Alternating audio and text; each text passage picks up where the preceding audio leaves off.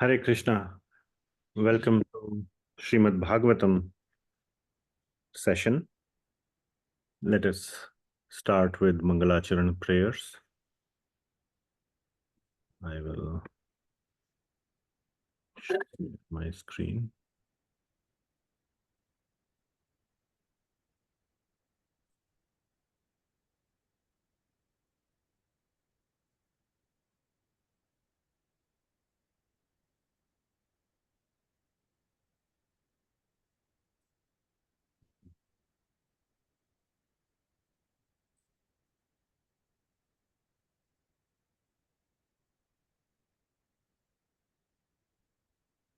Om Ajnanatimirandhasya Jnananjana Shalakaya Chakshurunmilitam Yena Tasmai Shri Gurave Namaha. Shri Chaitanya Manobhishtam Sthapitam Yena Bhutale Swayam Rupa Kadamahyam Dadati Swapadantikam Vandeham Shri Guru Shri Yuta Padkamalam Shri Gurun Vaishnavamscha Shri Rupam Sagrajatam Sahagana Raghunathanvitam Tam Sajivam Sadvaitam Savadhutam Parijana Sahitam Krishna Chaitanya Devam Shri Radha Krishna Padan Sahagana Lalita Shri Vishakhan Vitamscha Namo Vishnu Padaya Krishna Preshthaya Bhutale Srimate Bhakti Vedanta Swami Niti Namine Namaste Saraswati Deve Gauravani Pracharine Nirvishesha Shunyavadi Paschatya Deshatarine He Krishna Karuna Sindho Deenabandho Jagatpate Gopesha Gopika Kanta Radha Kanta Namostute Tapta Kanchana Gaurangi Radhe Vrindavaneshwari Vrishabhanu Sute Devi Pranamami Hari Priye Vancha Kalpatarubhyascha Kripa Sindhubhya Eva cha Patitanam Pavanebhyo Vaishnavebhyo Namo Namaha Jaya Shri Krishna Chaitanya Prabhu Nityananda Shri Advaita Gadadhara Srivasadi Gaura Bhakta Vrinda Hare Krishna Krishna Krishna Hare Hare Hare Rama Rama Rama Hare Hare ग्रंथराज Shrimad Bhagavatam की जय जगत गुरु श्रील प्रभुपाद की जय Okay, so we are discussing Srimad Bhagavatam, Canto 10, Chapter 82. It does not mean we have covered all the previous 81 chapters. We're just selecting this chapter. It is the meeting of Sri Krishna with the residents of Vṛndāvana, the Vrajvasis. And that is what makes it most important, or a very important chapter. So today we will go deep into this topic of the separation and the union of Sri Krishna with the residents of Vṛndāvana. So,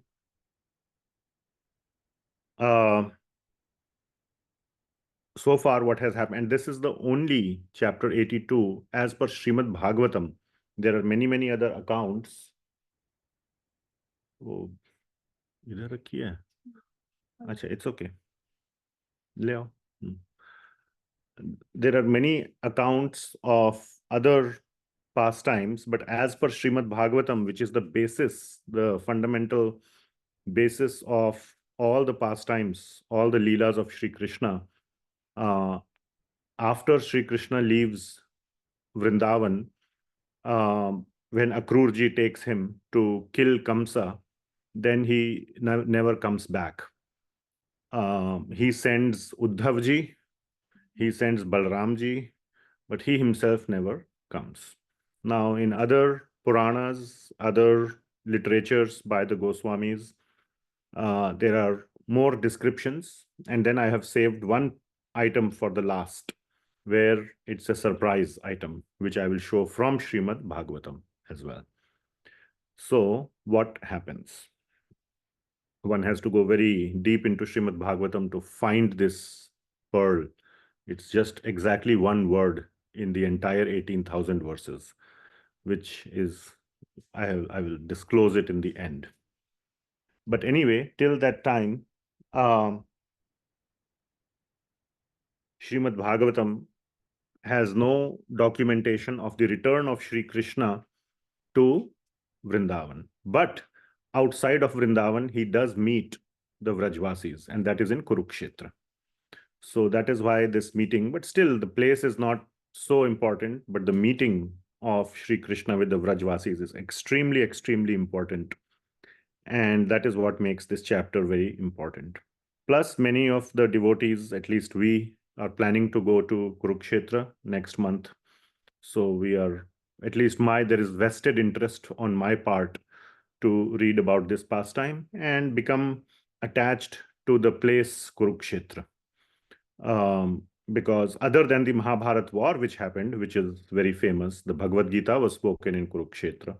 Many things happened in Kurukshetra, but this directly from Sri Krishna's sweetness standpoint, this is what happened in Kurukshetra. So we had discussed how Sri Krishna meets with Nanda Maharaj and Yashoda, Mother Yashoda. And we left at verse number 35. And it was a beautiful verse number 35. And the translation was, raising their two sons onto their laps and holding them in their arms, Nanda and the saintly Mother Yashoda forgot their sorrow. So Nanda and Yashoda kept Sri Krishna and Balaramji on their laps. And, for a very long time, they were hugging them. And all their sorrow was forgotten. And then in the commentaries, we also read, more than their sorrow, it was Krishna and Balaram's sorrow, which was forgotten, or they regained their life air or their prana. So these are the beautiful things that are mentioned in by our acharyas. Now, today we will go into the next 3 verses, which bring out a very important point. So I'm probably not going to do the drawing and all today with the pencil, but I will just show the verses here on Veda base.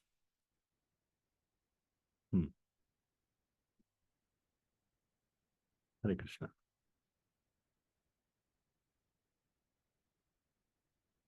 So we are on Canto 10. Okay, let me share. Krishna. Yeah.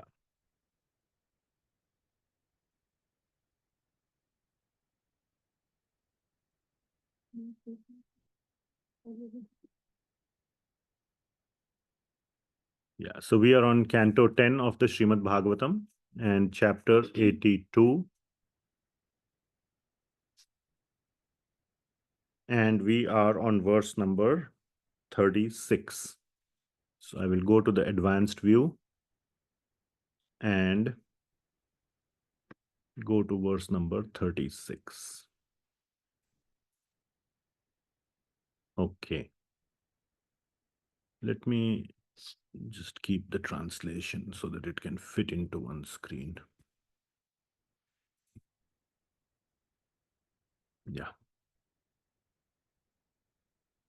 36.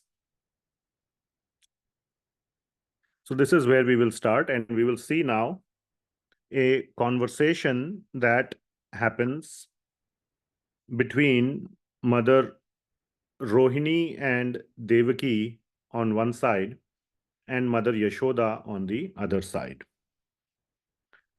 And Sri Jiva Goswami writes in his commentary to explain in the what is known as the Vaishnava Toshani or the Laghu Vaishnava Toshani commentary of this verse that, after a initial meeting and there was this long time of hugging between Krishna Balaram and Nanda Yashoda, the you leave the ladies to talk. And even Mother Devaki and Rohini were very close with Mother Yashoda, especially Mother Rohini, because she lived there in Vrindavan. Mother Devaki was in the jail with Vasudevji. So, she could not witness all the pastimes, but Mother Rohini did. And so they left the ladies, or the three mothers, to discuss various things. And Sri Jiva Goswami writes that Vasudevji came out of the room, or wherever their tent or whatever their place of residence was, and along with Krishna and Balaram. And that will be shown after verse number 36, 37, 38. So 3 verses, 39 onwards, we will see that Krishna goes and meets the gopis. So that we will cover next time. So today we will just focus on this pastime, and we will prepare for next time. Okay. So you can come over there to see more directly if you want.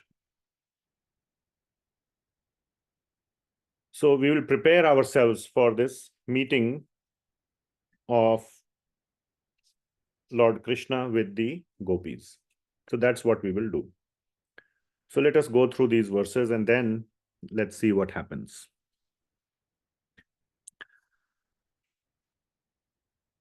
Okay. So we'll just discuss these 3 verses. Rohini Devaki. So this is Anushtup, 8-syllable meter. Rohini Devaki Chatha Parishvajya Vrijeshwarim. Not on the Zoom. You can listen. Smarantyo tatkritam maitrim. Bashpakanthyo samuchatuhu. So this verse means Rohini Devaki Chatha, means with Rohini and Devaki. Parishvajya, so this word we had seen, this is the 3rd time it is coming. When it means embracing, so hugging. So Mother Rohini and Devaki hugged or embraced Vrajeshwari. Vrajeshwari is who? Mother Yashoda. And Smarantyo tat kritam maitrim. They remembered the friendship that was shown between each other. Bashpa kantayo samochatuhu. And with Bashpa kantayo, Bashpa means tears, and Kantha means choked, or Kantayo means tears were going into the throats, and the throats became choked. Samuchatuhu means they started speaking to each other, or basically Mother Devaki started speaking to Mother Yashoda. So next 2 verses are spoken by Mother Devaki to Yashoda. So the translation is, then Rohini and Devaki both embraced the queen of Vraja, remembering the faithful friendship she had shown them.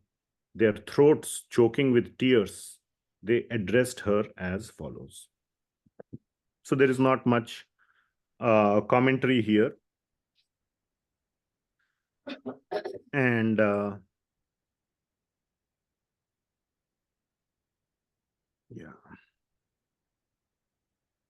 is not much commentary here, but that's the understanding. So now 37. Now here things begin to churn little bit.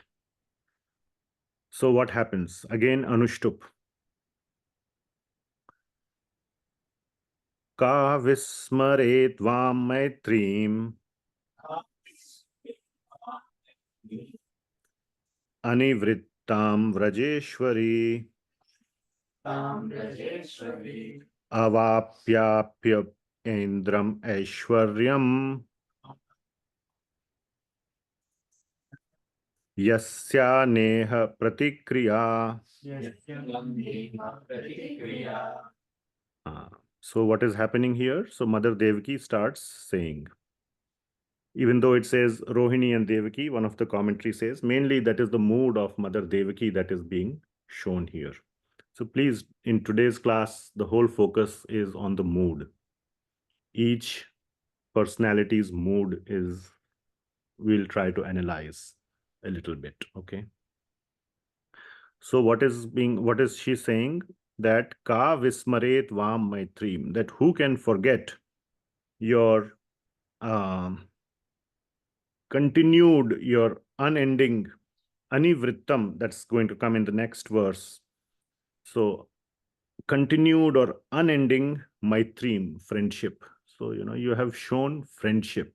So what is, please focus on the mood here, okay? In what mood would you say such a thing? So Mother Devaki is saying to Mother Yashoda that you have shown us such friendship. Why do you think such friendship has been shown? What is the act of friendship that was done? And even on the Zoom, please feel free to shout out. No need to raise hand. If you just have one word to say or two words, just shout out. What is the act of friendship? They took care of Krishna. They took care of Krishna. Okay, so what is the friendship in that? Without expecting anything. Okay. Huh?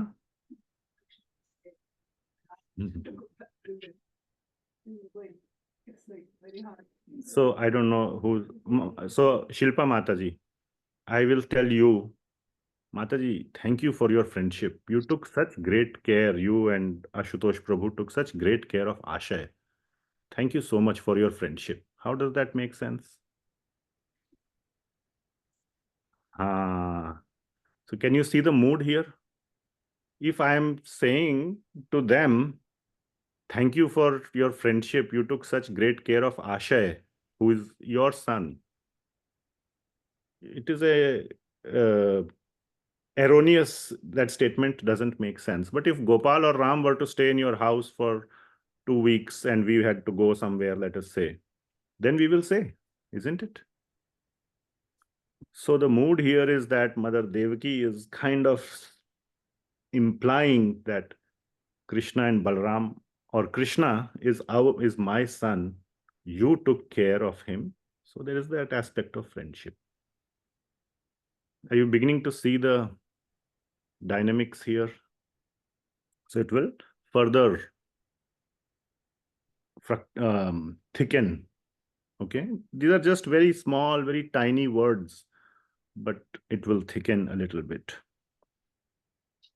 Now, Anivrittam Vrajeshwarim, that continued, for your continued friendship, my dear Vrajeshwari. Now, on the face of it, there is nothing, it is very straightforward. If you just look at the translation, it says, what woman could forget the unceasing friendship that you and dear and Nanda have shown us, dear Queen of Vraja? There is no, now let's see. Avapyapya Indram Aishwaryam. So, even if we were to give Indra's Aishwarya, to whom? So Devaki, Mother Devaki is saying, even if we were to give you Indra's Aishwarya, Yasya Neha Pratikriya, that it will not be a proper Pratikriya. Pratikriya means what? Reaction or return the favor. Pratikriya. Okay, or like the translation here is given as repayment. Are you seeing the dynamics here? So that is the mood that is coming out of that, you took care of my son. You were a caretaker. Imagine saying this to Nanda and Yashoda, who never would have considered that we are caretakers. And they were more than their son. They were They were everything to them. So these are very, if you analyze it more, these are very stinging words. And Sri Jiva Goswami does not mince or does not sugarcoat. He says it very directly that these are very, very strong words.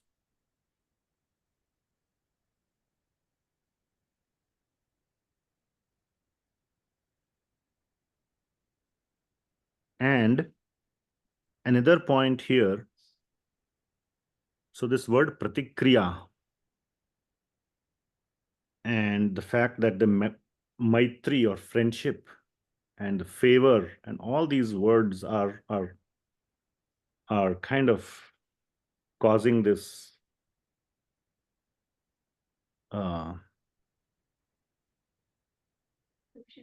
little bit change of mood, a little bit, what should I say? A little bit, I don't know. Yeah, something like that. Poignant. Huh? Very poignant.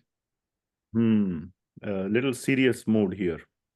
And that is why in the next verse, the meter also changes.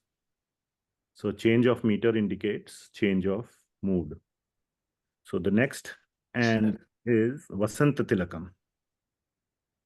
This is the Brahma Samhita meter. And it's, so 14 syllables. And let us see what it says there. So I'll need your help.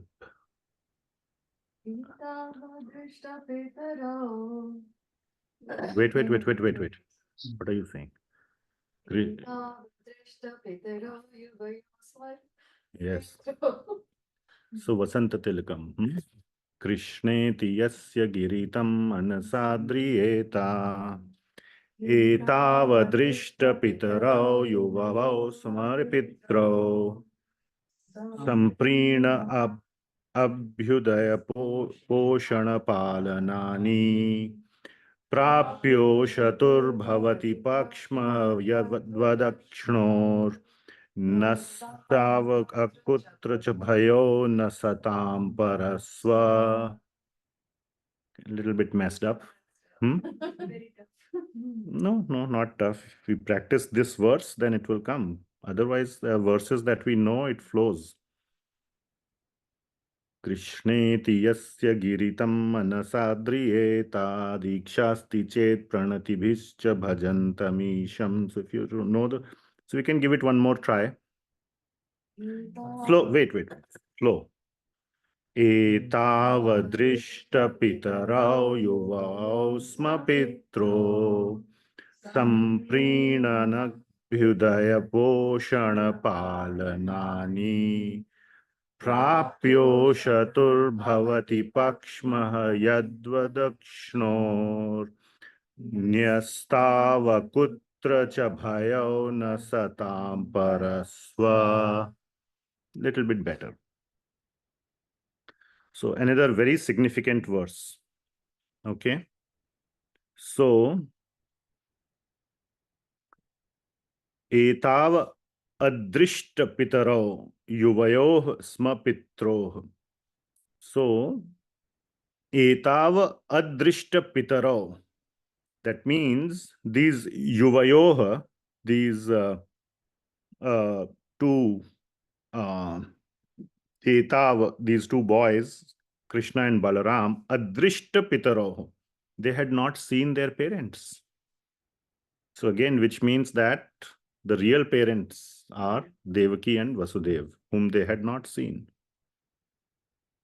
And yuvayoh sma pitroh. You were indeed their parents. It's not saying you acted as their parents or something. It's being said yuvayoh sma pitro. You were indeed their parents. But that is that thing there that, that you were, though they, can see the mood here. They had not seen their parents, but you were their parents. So there's some differences there. we'll see another very important thing. Sampreenana abhyudaya poshan palanani. You provided them with so many things.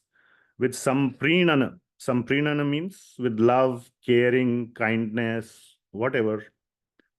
Abhyudaya, you brought them up, bringing up. Poshan, nourishment. Palanani, again, protecting them and taking care of them. Prapyo shatur bhavati pakshmaha yadvad akshanoh. So they resided in your home. You protected them like eyelids protect the eyes. So again, very nice things are being said. And here comes the thing. Nyastav. Nyastav means in your custody. So they were in your custody, which means that you were caretaker. Custody means you're not like, I wouldn't say Asha is in your custody or Parnika is in your custody. It's not custody. It's foolish to say that you are the parent. Akutra cha bhayo na satam. Akutra cha bhayo. And in your custody, in your care, they were never afraid, or they were properly taken care. They never experienced any fear. And satam parasvaha. Here is another important word. You are such saintly people, satam, that you never saw any difference between para and swa. That you never saw any difference between paraya and apna, we say, or between others and your own. Or between, translation says, outsiders and their own kin. So again, the hint is that Krishna and Balaram were para. But you are such saintly people, Nanda and Yashoda, that you never saw. Like I would say that you are such saintly people, you never saw any difference between Ashay and Gopal. Okay. But it means that Ashay is your own, Gopal is outsider. That is the hidden meaning that is coming out. So you never discriminated between your own and others. So the translation is, before, these two boys had never seen their real parents. And you acted as their parents. Even though that word acted is not there, it is implied. So it's a correct, the bhavarth, the meaning is kind of clear, to put it that way. You acted as their parents and gave them all affectionate care, training, nourishment, and protection. They were never afraid, good lady, because you protected them just as eyelids protect the eyes. Indeed, saintly persons like you never discriminate between outsiders and their own kin. So can you imagine having to say these kind of things to Yashoda, Mother Yashoda, who, what Krishna meant for her was like, it cannot be described. More than any mother's own child, she loved Krishna. More than any mother in the whole world could love her child, was the love of Yashoda for Sri Krishna. And this is what is being said. So, and the way Sri Jiva Goswami is not mincing any words. He's saying it as it is. So he says that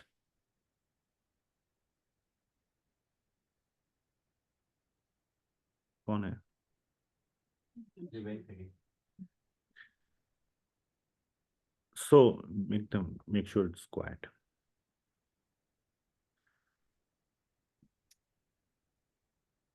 So also what is being meant here is that Mother Devaki is implying that it is obvious, or it should be obvious to Mother Yashoda, that Krishna and Balaram, or Krishna is not her own.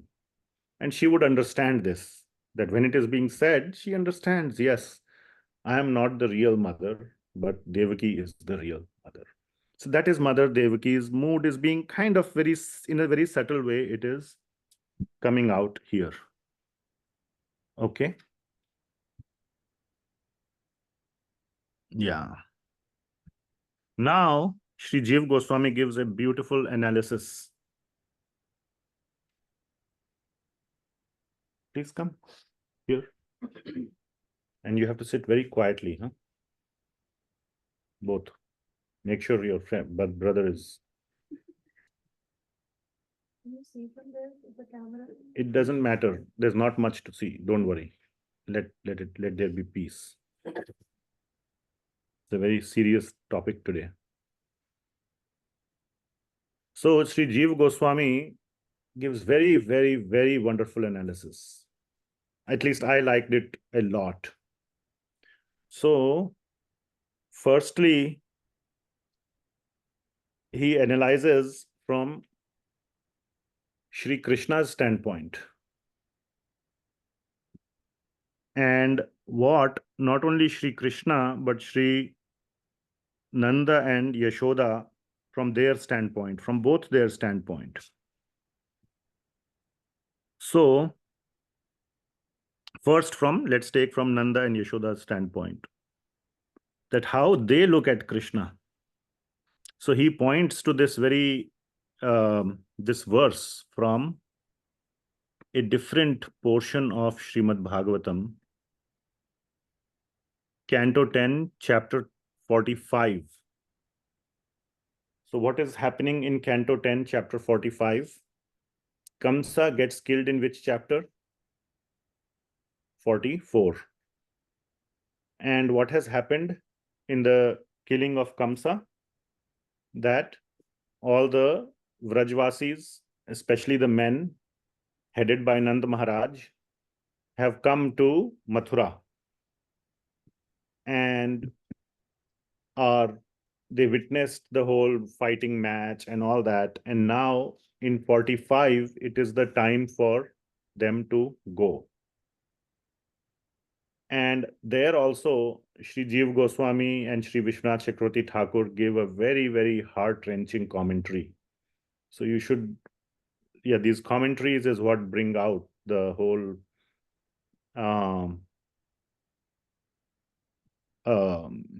sweetness in the Srimad Bhagavatam. So there it is mentioned that kindly stay muted if you're not speaking. So Nanda Maharaj, Sri Jiva Goswami says that Nanda Maharaj actually thought that he will stay with Krishna in Mathura, but Krishna gives or tells him to go back. So that he says that, please go back now to Vṛndāvana. And it is portrayed over there that Nanda Maharaj is shocked that, wait, we cannot go back. We didn't. And they again, like they came here with all the stuff we discussed last week, right? How they came with all their carts full, hoping that now maybe Krishna will tell us to not go back. Same thing happened at that time also. And Krishna tells them to go back. So they are shocked, and so many reasons are given by Sri Vishwanath Chakravarti Thakur how they could have stayed, or why Krishna tells them to go back, and what counter arguments they could have given. So one, for example, was that I'm going a little bit off track, that the Mathura Vasis are very sophisticated, like city people, and you are like villagers. You won't gel with the with the culture, the mood. Then Nanda Maharaj could have said, no, we will live in the outskirts of the city. So we will not mix with these people. We'll stay outside. Like when, as a parent, children these days say, oh, then parents want to like hang around, so we'll stay far away, we won't show our face to your friends. You enjoy with your friends, we'll kind of stay a little away, but we'll see you, from far away. That kind of mood. And then they'll say, okay, if you are staying there, how will you survive? Because you're out on the outskirts of the city. No. We have all our cows. We will, come in the morning, early morning, because if you remember in the old days, early morning, the milkman used to come deliver the milk. So we have all these cows, the Mathura people will need milk. So we will sell the milk to them and go back. So we will, anyway, so they are told to go back by Sri Krishna, and then Krishna gives reasons and all. But anyway, so let us see in this 23rd verse, Sri Jiva Goswami points out this verse that look at from the perspective of Nanda Maharaj. So this verse is Yata yuyam vrajam tata vayam cha sneha dukkhitan gyatvina वो दृष्टुम एषामो vidhaya suhridam sukham. So what Lord Krishna is telling to his father is that you should all now return to Vraja. Yata yuyam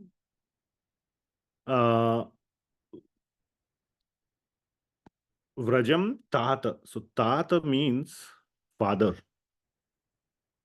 So he's calling, Krishna is saying, you guys, all of you, just go back, my dear father, with all your battalion, your whole crew of cowherd men that have all come. Please take them back, my dear father. So Krishna is addressing Nanda Maharaj as his father. And then he goes on to say that Vayam cha sneha dukkhitan Gyatin wo drushtum eshamo vidhaya suhridam sukham. That some of our friends and relatives are sad from a long time. We will go make them happy and we will come back. So from Nanda Maharaj's perspective, what is he being told by Krishna? Who is the father and who are the relatives? Krishna is saying, you are my father. There are some other relatives who are sad, who have not seen me from a long time. I will go pacify them and come back. So that is the translation, that now you should all return to Vraja, dear father. We shall come to see you, or our dear relatives who suffer in separation from us, as soon as we have given some happiness to your well-wishing friends. So he is calling those people as friends. Who are these? Primarily Vasudeva and Devaki. So Sri Jiva Goswami is writing, there is a complete 180-degree turn. Mother Devaki is thinking that she had loaned, these are the exact sort of translation of the commentary, who loaned Krishna to whom? Mother Devaki is thinking, we loaned Krishna to Nanda and Yashoda. They took care. Now we have been freed from the jail. Thank you very much. We will take them back. And thank you for your loan, or for, and we can please, it's a great, we cannot repay the loan. On the other hand, Nanda and Yashoda, Mother Yashoda are thinking, we are the one who loaned our son to you. For some time you were supposed to go, Krishna was supposed to go and give them happiness and come back to us. So we loaned Krishna to you. So this is the sort of the 180-degree difference in the view of the two parties. Para swaha. And satam, there is this other word. So let's go back to this one. Satam para swaha, or satam. That those who do not see difference between your own and others are saintly people. Sri Jiva Goswami goes on to write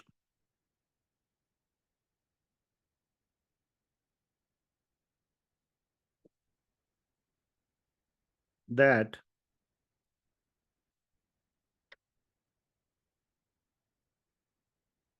if why did Krishna, if he really meant that, if Krishna really meant that Yashoda and Nanda were their real parents and not Devaki and Vasudeva. Again, this is all bhava. Okay, in the spiritual sense, we think there can be only one set of parents. But for Krishna, for Bhagavan, there can be unlimited sets of parents. So there is, but when we go into the sweetness aspect, then this is just, we are trying to see the sweetness of each other's, of the moods of the various devotees. So if one asks, Sri Jiva Goswami writes that if one asks that if Krishna really considered Nanda and Yashoda as their real parents, why did they not go back immediately to them? Why did they stay for such long time with Devaki and Vasudev? And the twist that Jiva Goswami mentions is that because Krishna is Satam, he is a saintly person, and he sees no difference between own and others. And that is why he agreed to stay with Vasudeva and Devaki. Because of his saintliness, even though Vasudeva and Devaki were not as close as Nanda and Yashoda, because he is saintly, he agreed to stay with them. So this is Krishna's saintliness. I hope you're understanding what is being said. So again, there is a twist on various words as applied to various personalities to be able to relish the sweetness. Now,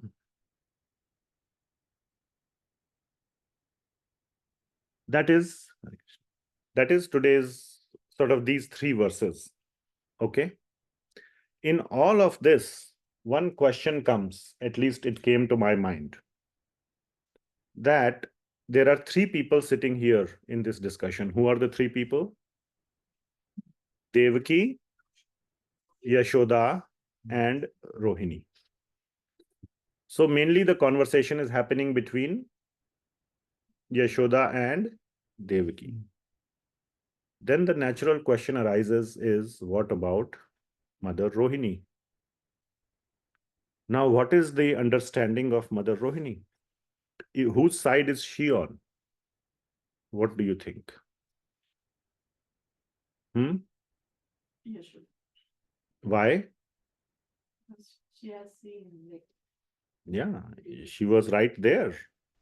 And she has seen the love of Mother Yashoda, and she has no confusion of the extent of love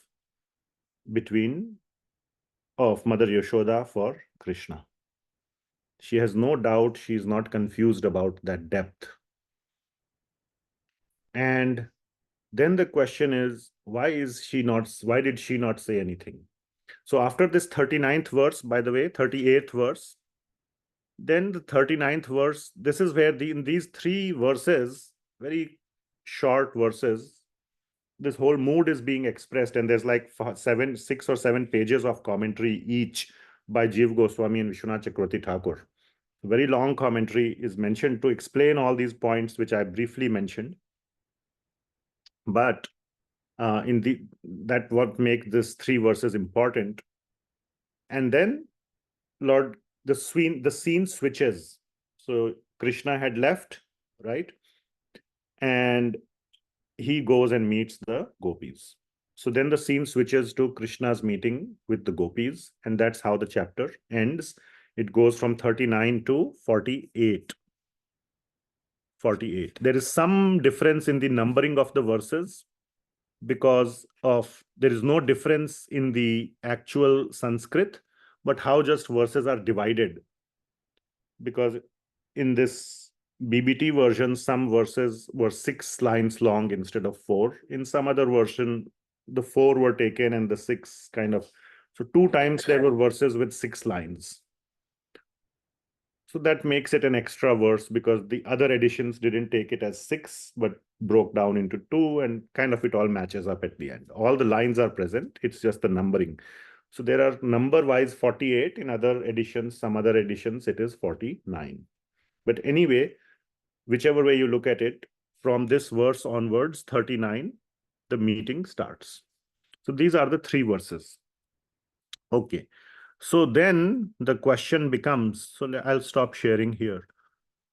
So then the question becomes, what about Mother Rohini? What is her position or her stance in this whole discussion? And I was thinking, or not thinking, I was struggling with it quite a lot. So I asked Hari Parshad Prabhu how to resolve, how to understand Mother Rohini's position. And he pointed me to this very beautiful chapter in this book, Sri Brihad Bhagavatamrta. So volume 1, chapter 6. So I want to go through that part or majority of it today with you. And it will be a very good meditation or a very good preparation for next week, if we are having class next week. So next time we will go through these remaining 10 or 11 verses of the meeting of Sri Krishna with the gopis. So it's a very nice preparation for that. So let us go through. So I don't have to show. I mean, I have, but I'll have to. Let me just hear, just relish the hearing. Okay.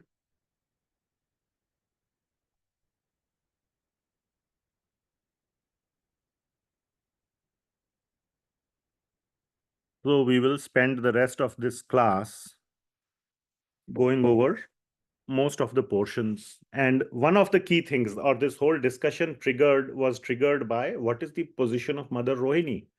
She's also sitting there.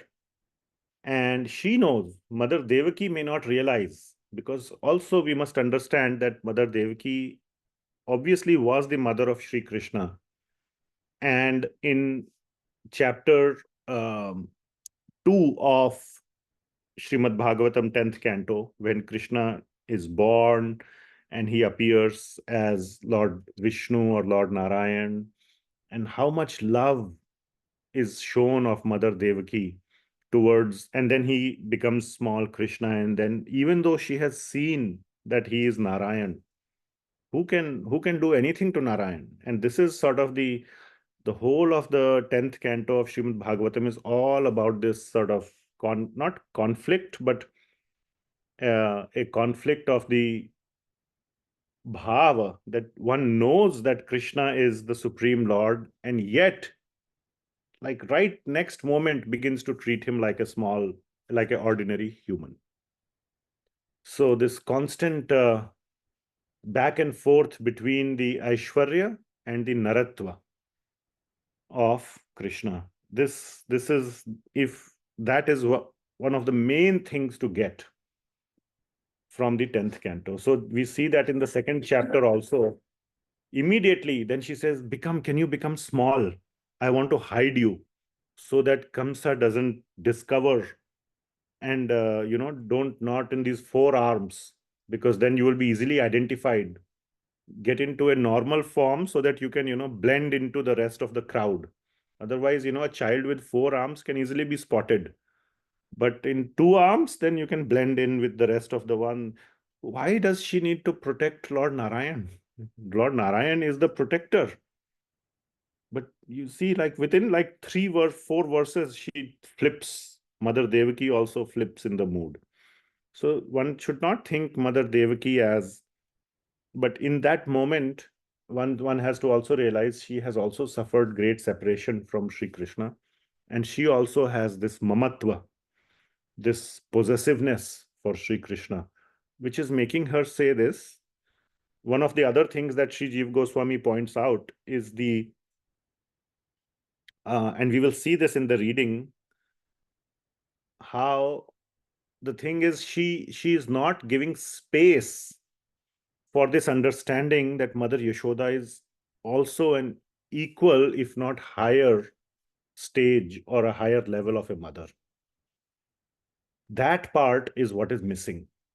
She's thinking, I am the mother, and not only that, I am the highest level, if we can say. We will see that something very clearly today in the mood of Mother Rukmini or Rukmini Devi. We will see that it's a very strong mood that comes out, at least from the learning standpoint. So let us see. So this is chapter 6 of Brihad Bhagavatamrta.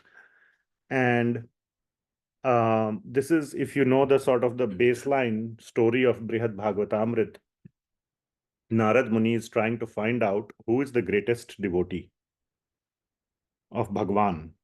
And he goes from one place, and you remember this very well, you have read it recently, starts with Brahmanas at Prayag, and then king, and then Indra, and then Brahmaji, and then Lord Shiva. From there, he goes to many, many devotees, Hanumanji, Pandavas. Finally, in this chapter, Narad ji has been asked to go to Uddhav ji. And after Uddhav ji, he says, even I am not the greatest devotee. The greatest devotee are the gopis. So we will see how that whole thing comes up. So Narad Muni is now visiting Uddhav ji. And where is Uddhav ji residing at this moment? In Dwarka. So he is visiting Dwarka. And he's eager to see Uddhav ji. So please hear, I will partly narrate in my words, partly read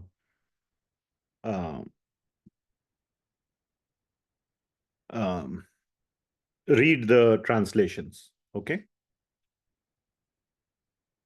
Yeah.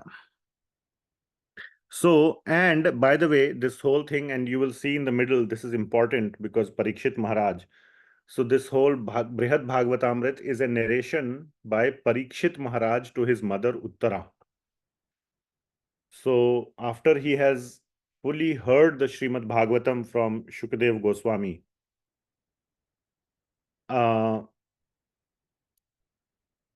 Parikshit Maharaj is about to leave his body, and Mother Uttara, his mother, comes running to him, not to express her love that, oh, my child, you're going to die. Let me hug you, kiss you, whatever, show my love. But she is also a very advanced personality. She asks him, tell me everything you have heard from Shukadev Goswami, the essence, the nectar.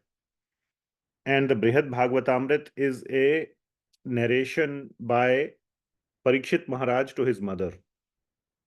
So one would expect it would be a summary of Srimad Bhagavatam, but the Brihad Bhagavatamrita contains many more details. So a couple of things that we can understand from this is that what was actually shared by Shukadev Goswami to Parikshit Maharaj was much more than what is recorded in the Srimad Bhagavatam. So only a fraction of it has been recorded. So that is one understanding. The other understanding is that in different days of Brahmaji, different slightly pastimes occurred differently, and that is what is being recorded by Sri Sanatana Goswami through his samadhi, through his meditation. He is able to visualize all the pastimes, and that's what is. So there are multiple understandings, but none of it is false or imaginary. That option is not on the table. So Parikshit Maharaj in the beginning of this chapter says that what I'm going to tell you now, this whole conversation between Narad Muni And Uddhav ji is very, very important, or this not just conversation, but the whole meeting. And please listen very carefully. So Parikshit Maharaj is saying this to emphasize that this is not to be missed and should be heard and understood very, very carefully. So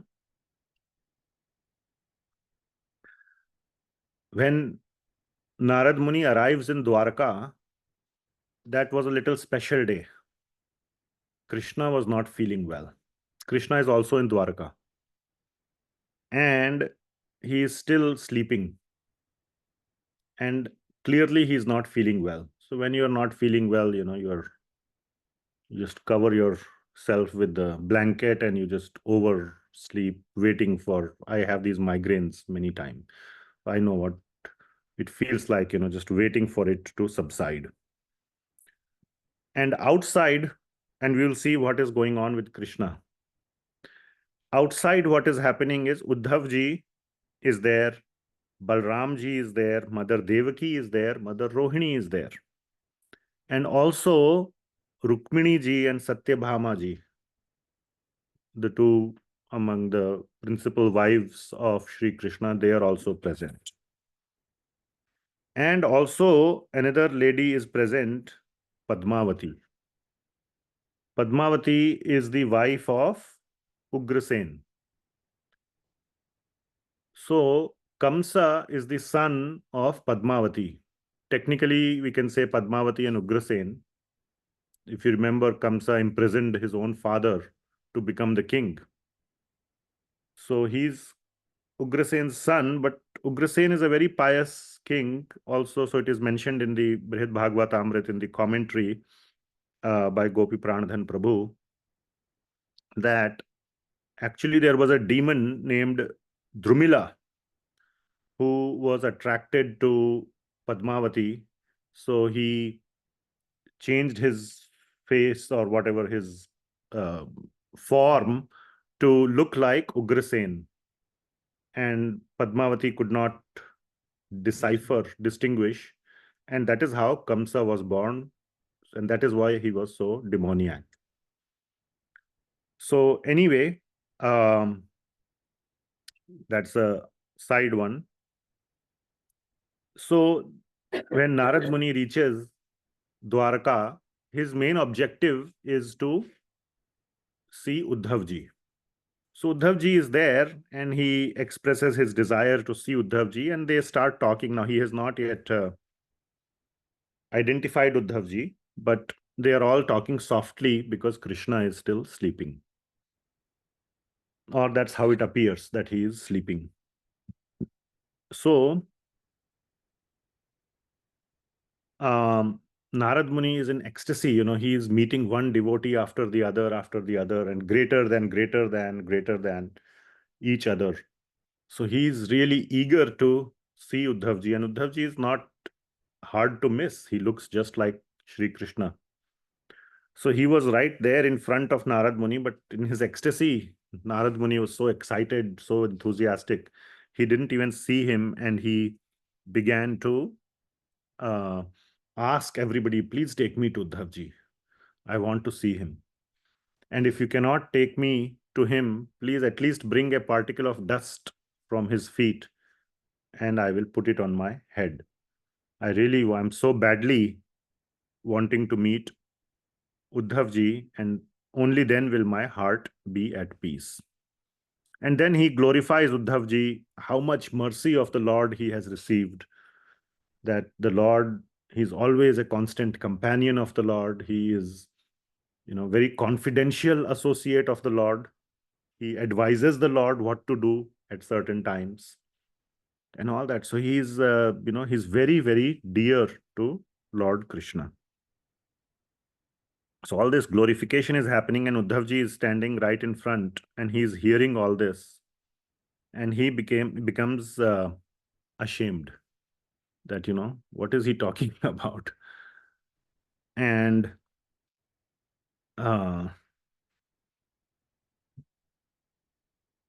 he also sees how how fallen he is, because he was sent by Sri Krishna to Vṛndāvana to pacify the Vrajvasis.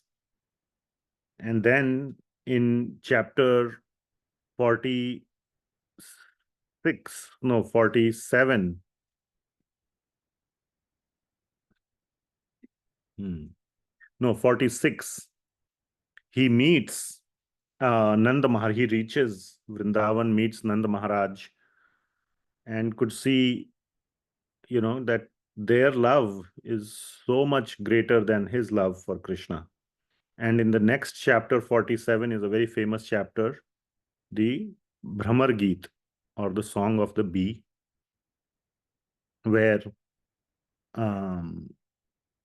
this is the conversation between Sri Krishna and the gopis, where he tries to tell the gopis that,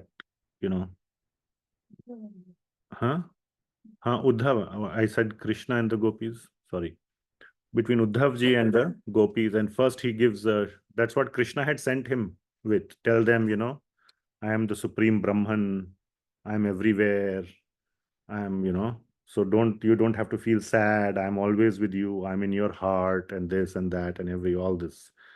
And they pack him up and send him back, saying that, keep all this high philosophy with you, and we have nothing to do with all this philosophy, we just want Krishna.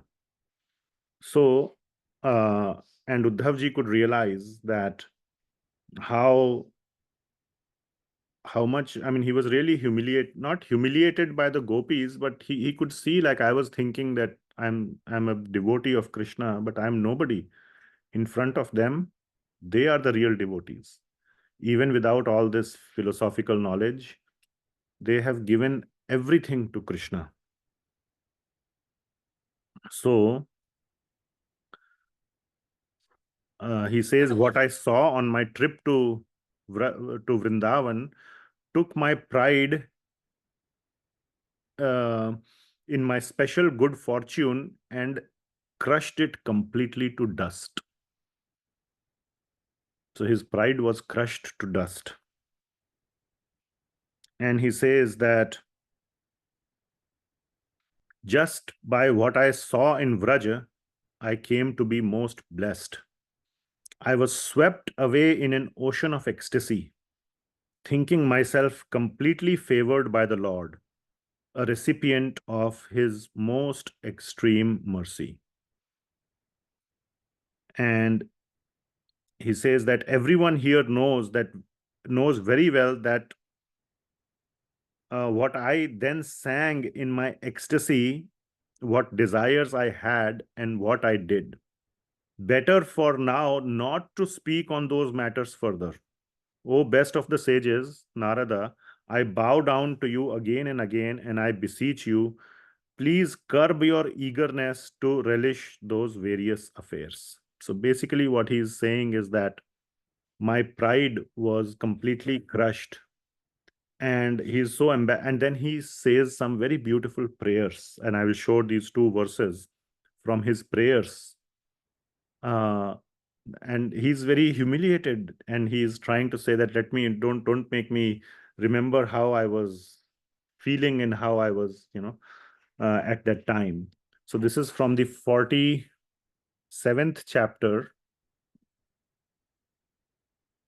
and verse number 58 and 61. We'll just read the translation. Let me share.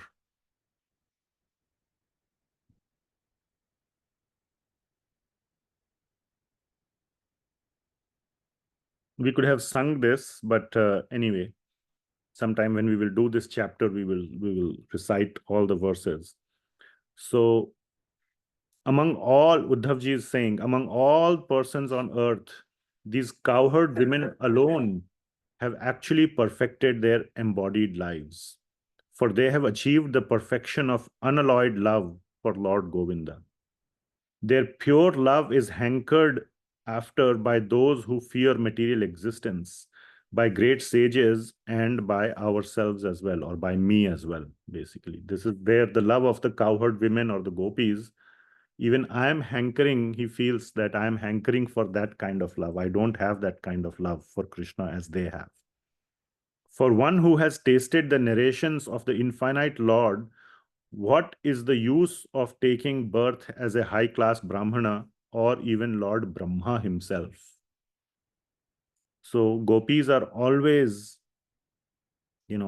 just thinking about the Lord and his pastimes and always narrating them. Remember when the Lord disappeared for a short time during the Ras Leela, then they were enacting the various pastimes. One of the gopis, was lifting they were always absorbed in Krishna. And then in 61st verse, he says, the gopis of Vṛndāvana have given up. Now, this is a very important verse. And this shows the position of the gopis. So after reading Bhakti Rasamrita Sindhu and the Kamarupa Ragatmika or the Kamanuga Bhaktas and their superiority, this will make more sense. The gopis of Vṛndāvana have given up the association of their husbands, sons, and other family members who are very difficult to give up, and they have forsaken the path of chastity to take shelter of the lotus feet of Mukunda. So not only have they given up their families, they have given up their character also, their chastity also they have given up. I mean, what else is left to give up? There is nothing else left to give up. So, the most precious thing that they possessed, they have given up. At the lotus feet of Mukunda, Krishna, which one should search for by Vedic knowledge.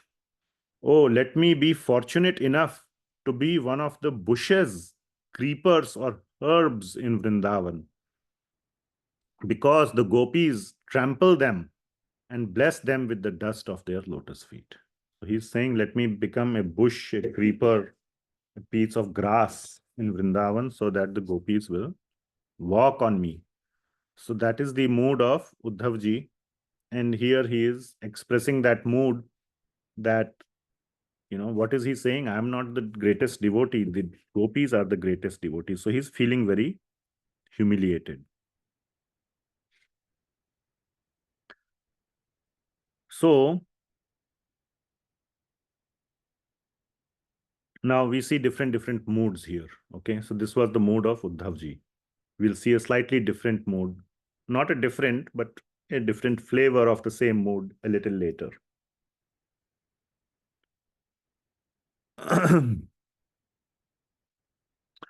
So then Mother Rohini starts to speak. Okay. So Mother Rohini knows the heart of the Vrajvasis. I mean, so does Uddhavji. After meeting the Vrajvasis, now he knows. But Mother Rohini knew the heart of the Vrajvasis. And she is not mincing her words. She's blaming Krishna for being a hard-hearted person. So we'll see the different moods here. So Mother Rohini is completely, we will see here. So again, this kind of take it back to the previous conversation. Whose side is Mother Rohini on?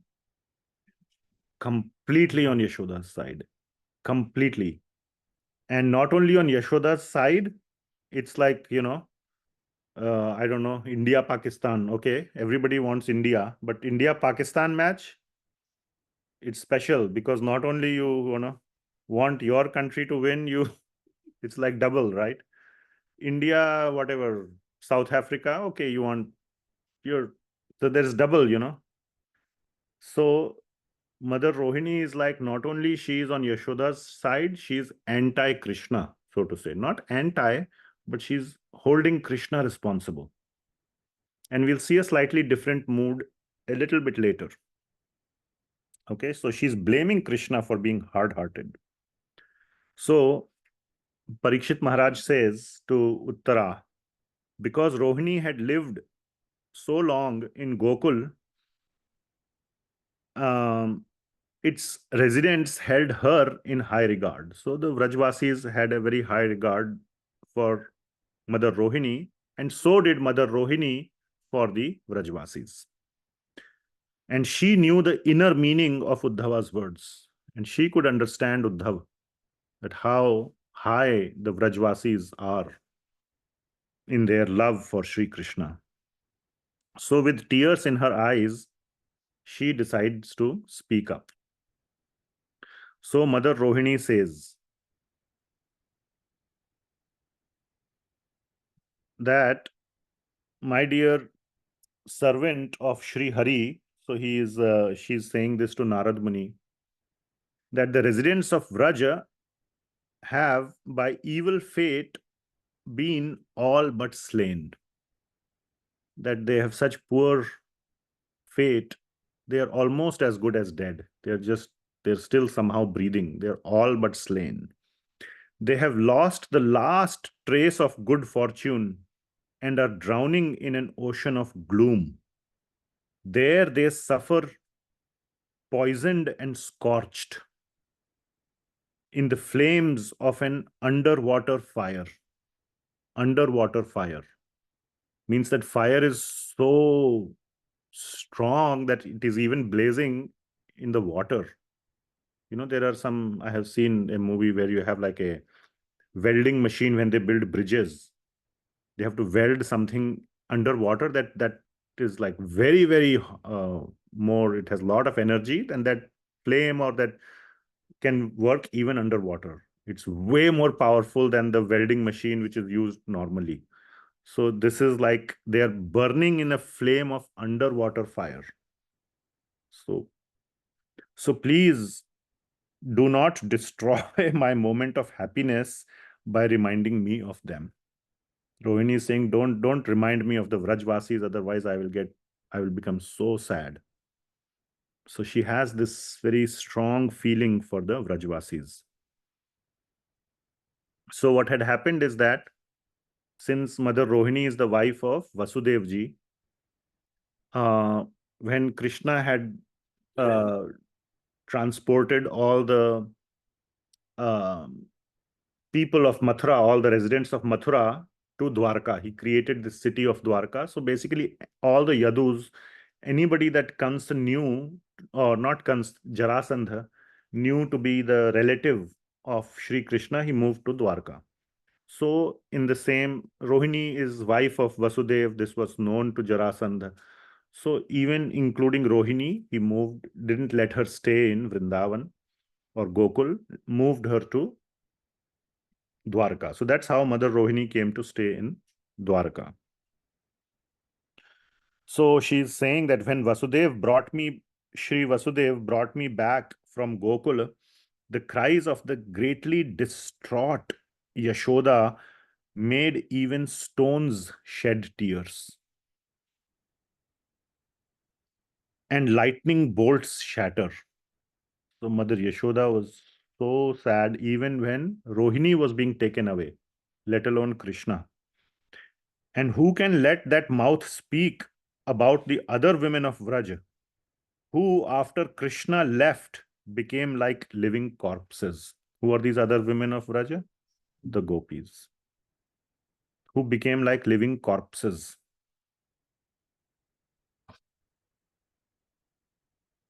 And then she says that to Narada Muni, after your Lord, who is Narada Muni's Lord? Sri Krishna, returned from the house of his spiritual master, if you remember, after killing Kamsa, and then he went to the ashram of Sandipani Muni. So that is, and after that he left. My sadness drove me to tell him briefly how the Vrajvasis were faring. So I told, she's saying that after he came back from Sandipani Muni's place and he had said bye-bye to the Vrajvasis, I told Krishna that your topmost devotees, your lovers in Vrindavan, they are so sad. You should go visit them. You should do something. And I said it very, Mother Rohini is saying, I said this so, convincingly or so strongly to Krishna. And then she says, this did not soften his heart. So now remember, I said not only she is in the side of the Vrajvasis, she is holding Krishna responsible. And all he did in his response was to send you. Now she's pointing to Uddhavji and saying, and all she did was to send you, who is an expert in the clever art of delivering messages. So basically, he's a good orator. He's a good talker. So he sent you instead of himself going. He just sent you to give some, marketing or some message which is not useful to the Vrajvasis.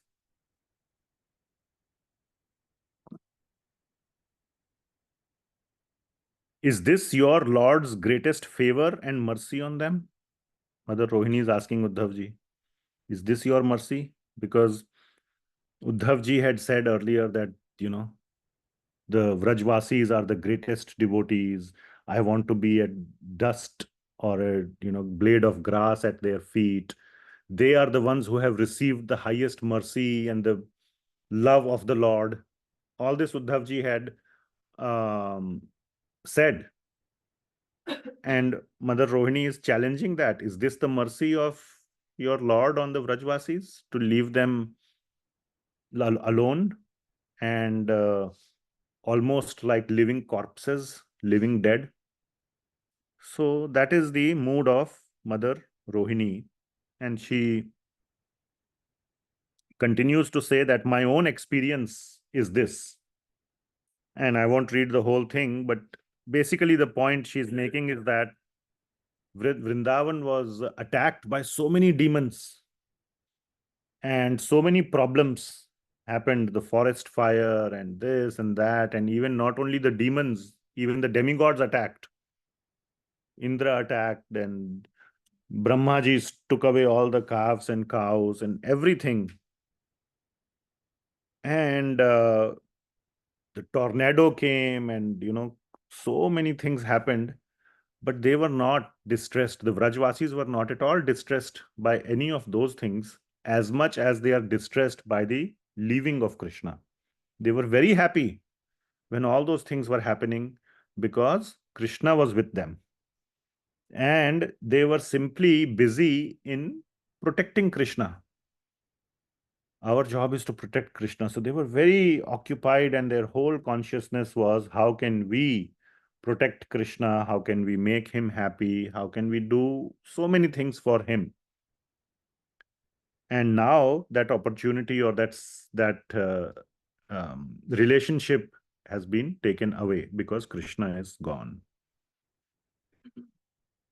So to these dangers, the residents of Vṛndāvana paid no regard. The Vrajvasis constantly thought only about how to keep Krishna happy. They never considered protecting themselves from the attacks of the demigods or the demons.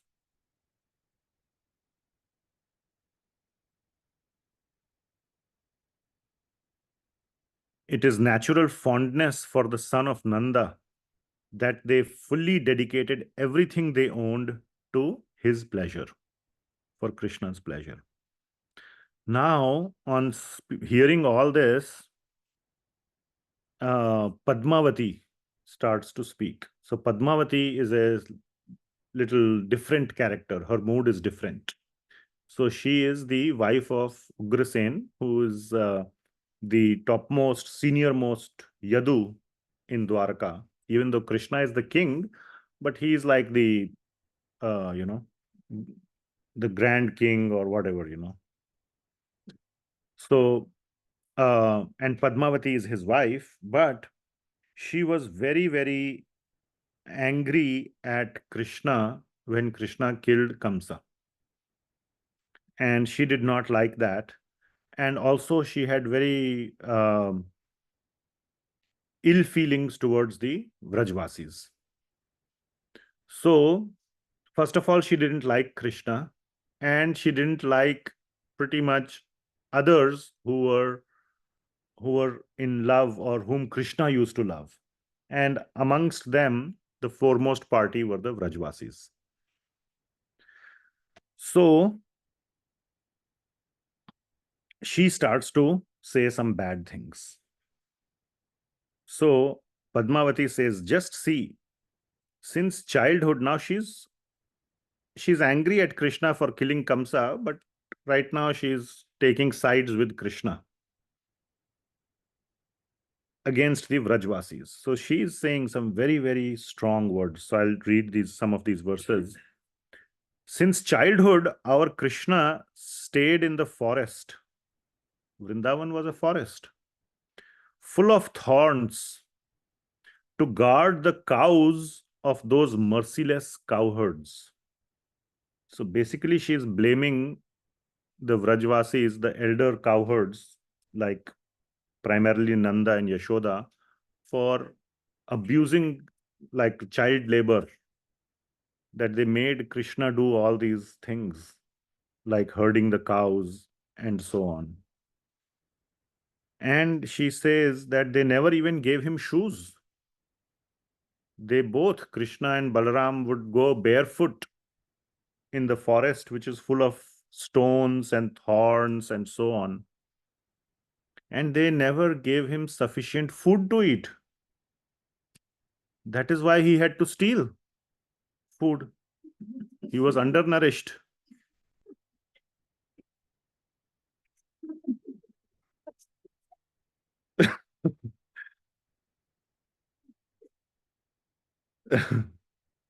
And then one time when he was caught stealing, then they had the audacity to bind him up to the mortar.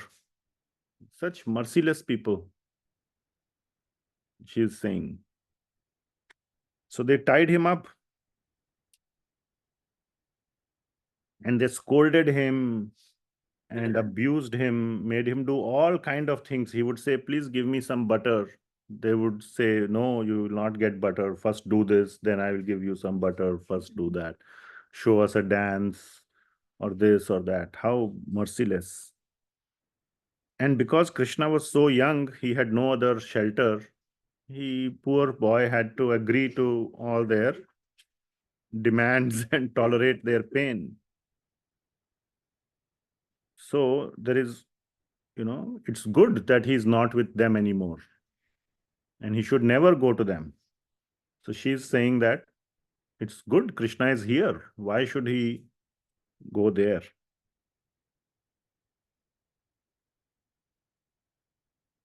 So now again, why we came to this conversation? To understand the mood of Mother Rohini. So it is clearly written here that Mother Rohini was feeling very bad on hearing this. And Mother Rohini was the one who was just speaking. She was actually saying that there is nobody greater than the Vrajvasis, and Krishna is hard-hearted for having left them. So she changed the topic, but she was tolerating. She didn't say anything to Padmavati because she is elder. Rohini is at the son level because she is at the same level as Vasudev and all, who for whom Ugrasen is at a father level, because Devaki is like the sister of Kamsa and Ugrasen ji is the father of Kamsa. So they are at the, so keeping that sort of in mind, she didn't say anything, but she changed the topic.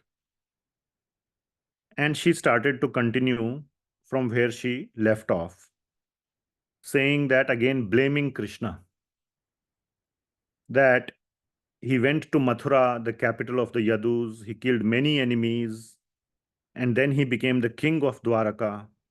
Now, after becoming king, fine, when he was in a war and battle with all those things, it's fine. But now he's happy and king of Dwarka and everything is, settled down. Yet, this lord of yours, she's telling to Uddhav ji, never even thinks about the residents of Vraj. That's true, yes. Now, one person comes to the rescue of Krishna. Who comes to the rescue of Krishna? Yes. Rukmini Devi. Yes, very nice. Rukmini Devi comes to the rescue of Krishna. Now we see a completely different mood. Very, very, very sweet mood of Rukmini Devi. Very sweet. Flawless, spotless mood of Rukmini Devi.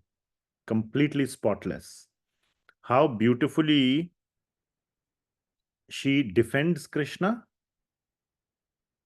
yet she also puts the Vrajvasis at the very top, and herself takes the lowest position. Not lowest, but lower position. So she cannot tolerate, and also does not, and yes, another thing is, does not blame Krishna, or she's also not able to take the fact that Krishna is heartless. The last sentence was by Rohini, Mother Rohini was, and your Lord Krishna now doesn't even think of the Vrajvasis. So to that, she responds that, what do you mean? They are the only ones whom Krishna thinks about. And you must see some of these very, very, sweet words of Mother Rukmini.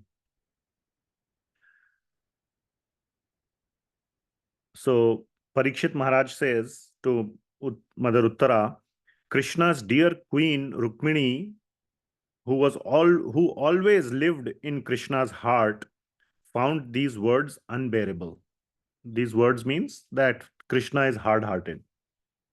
And so she spoke up. So Sri Rukmini said, my dear mother, she is addressing Rohini as my dear mother, you don't understand the inner feelings of Krishna at all. His heart is softer than newly churned butter. Why are you saying these things? Just hear from me what I have heard. And now these are two very heart-wrenching verses, 51 and 52. I do not know the meter of 51. I will ask Hari Parshad Prabhu sometime. 52 we'll try to sing. Very beautiful. So I'll just read the translation of 51. So she says, so Mother Rukmini sleeps with Krishna in the night. And she is narrating what Krishna says while he is sleeping. And sometimes the reality comes out, when you are not aware of what you are saying. So she says, sometimes at night, he says this and that in his sleep. Basically, he blabbers in his sleep. Sometimes, in a most sweet voice, he utters names as if he is calling his cows. So he's calling for his cows in his sleep. Sometimes he calls his girlfriends or some of the cowherd boys. The Sanskrit there is Uta Sakhi Ganan Kamshid Gopan. So Sakhi Gana and Gopas. He's calling out to them. And sometimes while asleep, he acts as if he was placing his flute to his mouth and assumes his enchanting threefold bending form. So this is what he does. And the next one is even more heart-wrenching. So here the translation is, so let's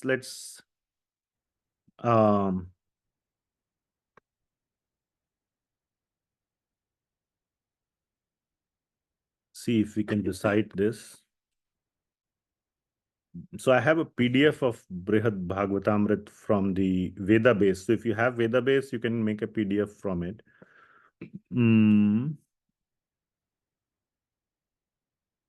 Where is this verse?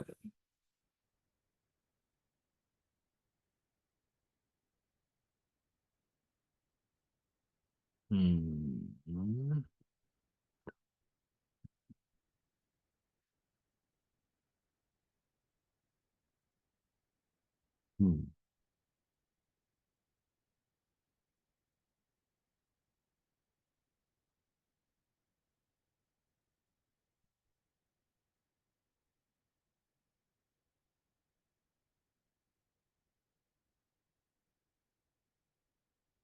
I hope you can see this. So this is in the meter Shikharini. So I'll first read the translation and then we'll sing. While asleep, he sometimes says, "Mother, give me some fresh butter." Now, there is nobody who gives fresh butter in Dwarka. So he's obviously referring to Vṛndāvana. Sometimes he calls out to me, she says, to Rukmini as, "Oh, Sri Radha." So this is very heavy. Imagine the men here. In your sleep, you're with your wife and you call out some other person's name. That will be the end of your marriage, right? Isn't it? What would you do, Mataji's? I can't wake up. Huh?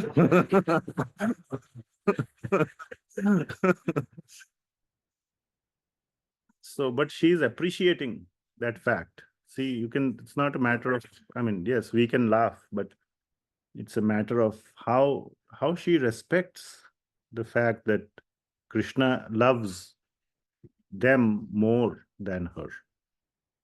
Oh Sri Radha, oh Lalita.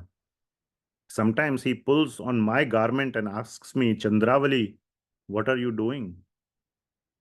And sometimes he drenches the pillow on his bed with floods of tears. He says, "I find the pillow full of tears." So he's always, always, always crying for Vrajvasis. So this is her response to the fact that, oh, he never thinks of them. What are you saying? He always only thinks of them. He doesn't think of me. So it's a very strong verse spoken by Mother Rukmini. And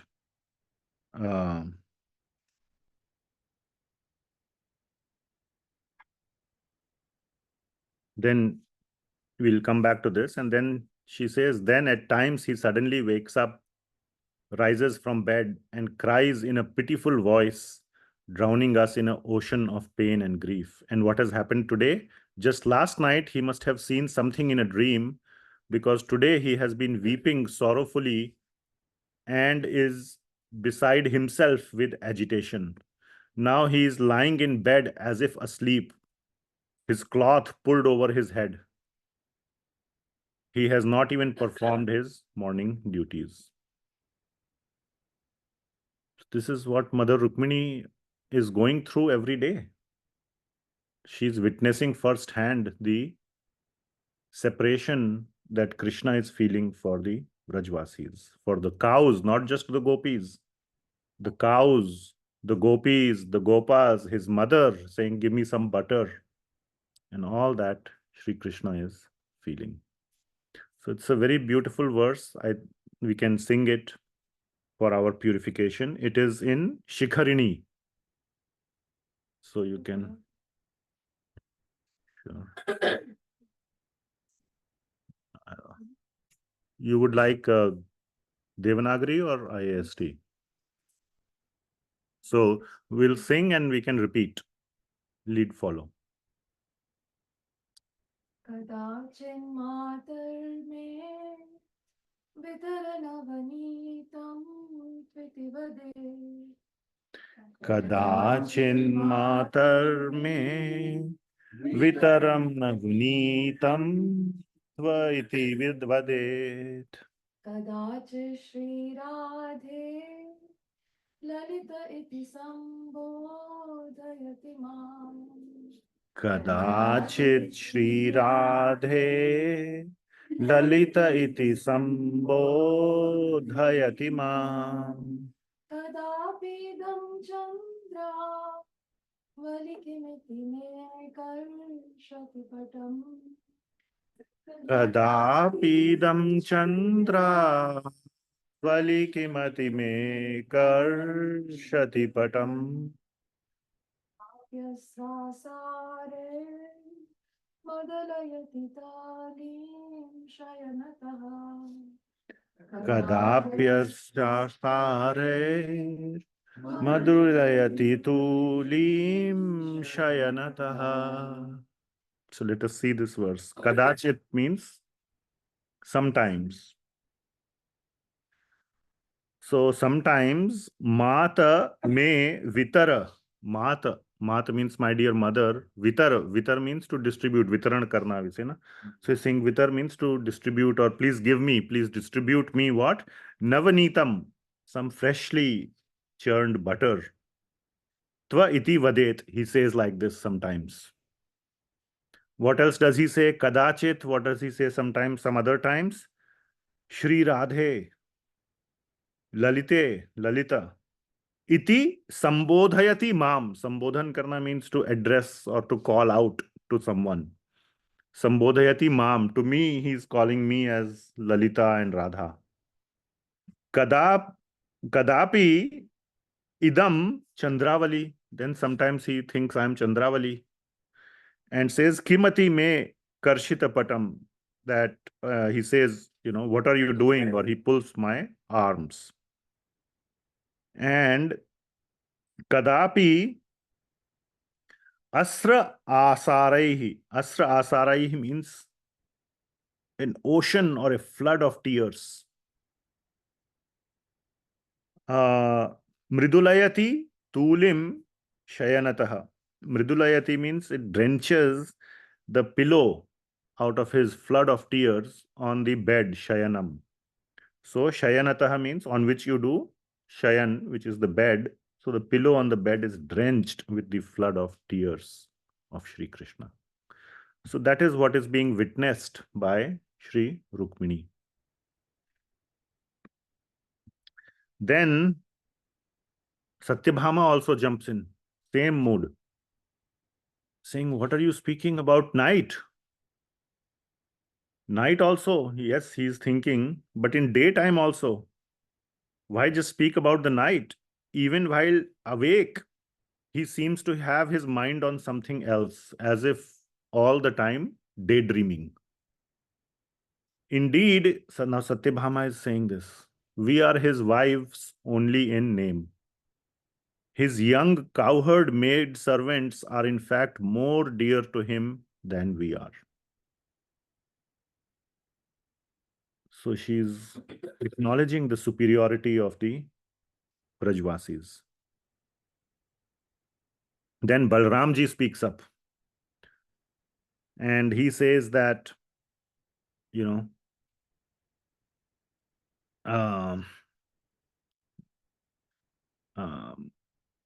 it's like a ping pong that is happening. First, Mother Rohini says that he doesn't care.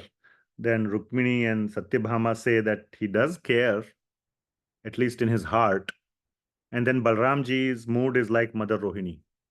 He is also very disgusted or frustrated with Krishna. He says, he couldn't. So it is said that Parikshit Maharaj is telling Uttara that Balramji couldn't tolerate, like Mother Rukmini couldn't tolerate Rohini's words, Balramji couldn't tolerate Rukmini's words. And he spoke angrily that, my dear mothers, Rohini and also, not my dear, addressing the wives of Sri Krishna, that all this is just a acting by Krishna. Whatever he's showing his love for the Vrajvasis, for the people, is just acting. He is simply cheating us. This is just an acting to show his love for them. Actually, he has no love for them. And he says that if he would have loved, he would have gone. He also says, but all he did was sent me. And he says such nicely, he says that I had such a hard time trying to console them of the separation. with Sri Krishna. And they were not, there was no way they were going to, that separation was going to reduce. The only way it temporarily reduced was when I gave them like millions of promises that Krishna will come very soon, he will come. That is the only thing that gave them little hope. And everything else was useless. So I made hundreds of promises and finally managed to console them to some degree. And when I saw that they were a little bit consoled, I managed to pull myself away and hurried back here. Like, you sent a messenger, he didn't fully accomplish his mission. The moment he saw some ray of hope, he called it success and came back. Because anything more is impossible even for Balramji. And then he came back and requested, Krishna, please find some excuse to go to your cowherd village just once and save the lives of the people there. And from his mouth, Krishna said, yes, I will definitely go. Balramji is telling everyone that Krishna told him, I will go. But in his heart, he had no such intention. And the truth about a person's mind can be known by his actions. So he has not gone yet. So the truth can be known by one's actions. So he says that Krishna is basically a liar. He says he will go, but by his actions, it's clear that he will not go. And on hearing the words of Balaramji, then finally Krishna enters the scene. And he is very, very, he's genuinely very sad and upset, and he's crying. And so it is written here that loudly weeping, he entered the room. And his eyes, like raining a flood of tears, with a choking voice, he spoke as follows. He says, yes, it is true. My heart is made of solid diamond. That is why it has not yet split into half. So which means I'm very hard-hearted. It is true, I'm very hard-hearted. And indeed, I have been very cruel to cause these Vrajvasis so much grief. I must do something to help them. And then he turns to Uddhavji and says, what should I do? You tell me. You are my best friend. You are my best advisor. And you know the situation. So please tell me, what should I do? And now we come to that point where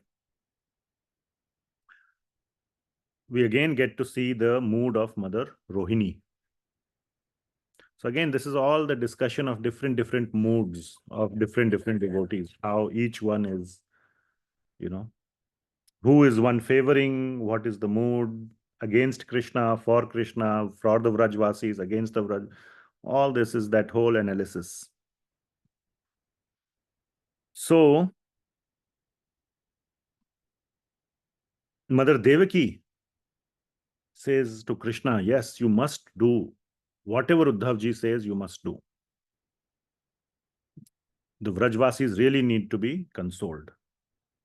Then Padmavati again speaks up. She thinks that Uddhavji will say, give them some lot of money or something like that, or the whole kingdom, and Krishna is loving them so much. Instead of, if he says, give them some money, he will say, you take everything, the whole kingdom of Dwarka you take. So she makes a very heartbreaking proposal to protect the kingdom, so that all the kingdom is not given to the Vrajvasis. She thinks that they want the kingdom. And so Padmavati says, listen to my advice. Don't lament, Krishna. I have a proposal. And very, very heart-wrenching. He says, you were living there for 11 years in the home of Nanda. And you two brothers enjoyed various comforts living there. And for whatever you enjoyed, whatever they did for you, my husband Ugrasen will repay Nanda twice over. So we'll calculate all the money they spent on you and we will double it and we will repay to Nanda. And he says, she says, my husband Ugrasen will see to it that Garga Muni, he is a Acharya, he is the one who calculates so that we don't do any cheating in calculations. So we will entrust him to do the calculations. And he will calculate the amount to the smallest fraction and deliver it with his own hands. So that, everything is pakka. And by the way, he should give a payment also because the boys took their cows out and all that, hourly basis for taking the cows out and whatever other work they made them do, milking the cows, doing various things. We don't need any payment for that. We will write off any reverse that they owe us. But if they want, they can pay us. We will accept it, but we will not ask for it. So that is, we will write off plus we will give. Like that, she speaks. And Krishna becomes so sad on hearing this. But he also pretends, it's clearly written in the verses itself, that he, even though he was extremely sad on hearing this from the mouth of Padmavati, he pretended to ignore it.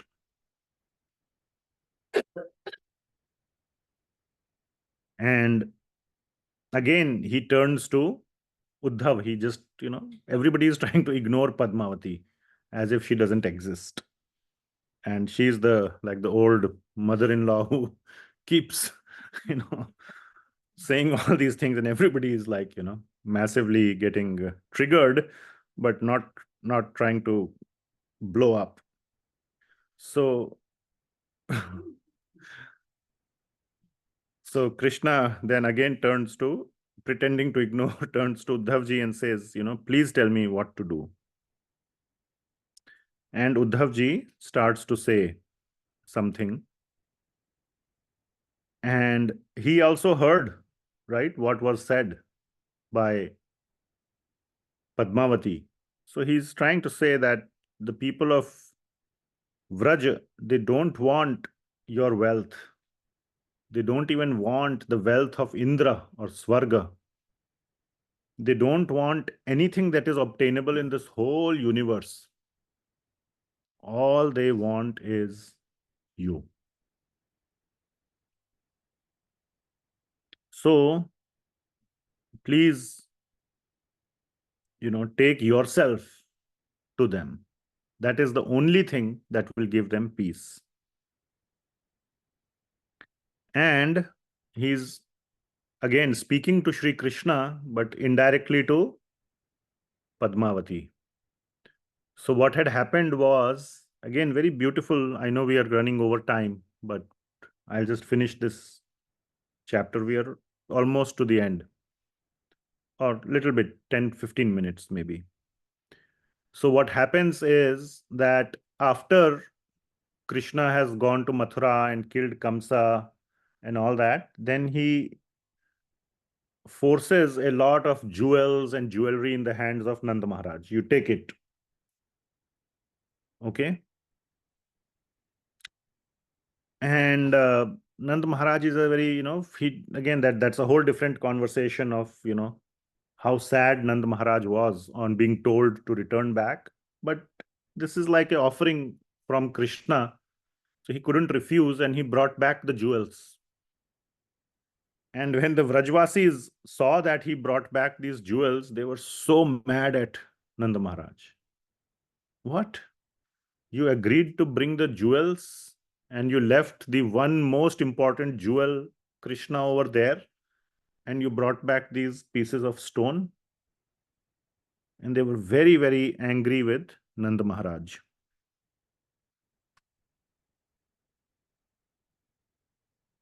And they tell him that because you brought it back, Now Krishna will think we are interested in jewels.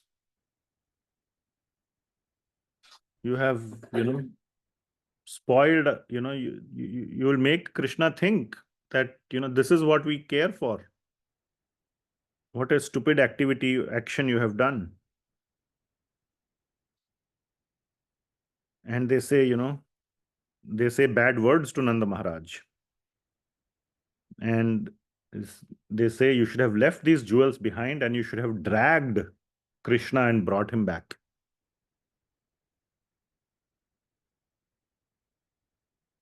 So all this again is for Padmavati also to hear that Krishna is not interested in, or the Vrajvasis are not interested in any wealth.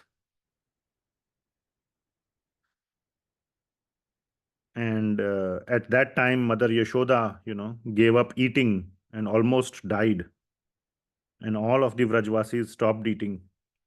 And seeing all this, Nanda Maharaj also, he didn't even eat or say anything for 3 days. He was just in his own room. Very, very sad. So the point being that Sri Krishna is, or the Vrajvasis are not interested in anything but Krishna, not his wealth, not anything. And then another sweet thing happens. Then Nanda Maharaj says, oh, if these people will stop eating, how will they survive? So I have to do something to make them live. Otherwise, they are all my responsibility. And if Krishna finds out that they died, the Vrajvasis died on my watch, then that will make him so unhappy, so sad, and so, I don't want that to happen. So he goes and tells the Nanda Maharaj, see, very sweetly goes and tells to all the Vrajvasis, he's saying, Krishna is my son. So he's taking he's putting his word on the line. He's saying he's my son and he is an honest person and he will never speak the truth. Never. He will always speak the truth. He told me he will come back. So I am telling you, you better trust Krishna. He will come back. So he, like this, he put his own word on the line and he convinced the Vrajvasis that he will come back. He's sure to come back to us quickly as soon as he finishes what he has to do in Mathura. So very quickly he will come back. And the Vrajvasis were such simple-hearted people that they trusted Nanda Maharaj. Just like Nanda Maharaj trusted Krishna when Krishna was trying to convince him, the Vrajvasis got or convinced by the words of Nanda Maharaj. And he requested them that let's please accept this jewelry. Don't throw it. They were ready to throw it away. But they accepted it. They thought when Krishna returns, he will see how we followed his order by accepting these remnants of his enjoyment. So he gave his jewelry. So they want him to see that we accepted his gifts. And the word that is used is prasad. So the Vrajvasis are looking at these jewelry as prasad of Sri Krishna. And so they accepted it and they even wore it. So that if or when Krishna comes back, he should see that we accepted his gifts. And then he will be so happy. So for his happiness, they accepted. So you can see the mood of the Vrajvasis.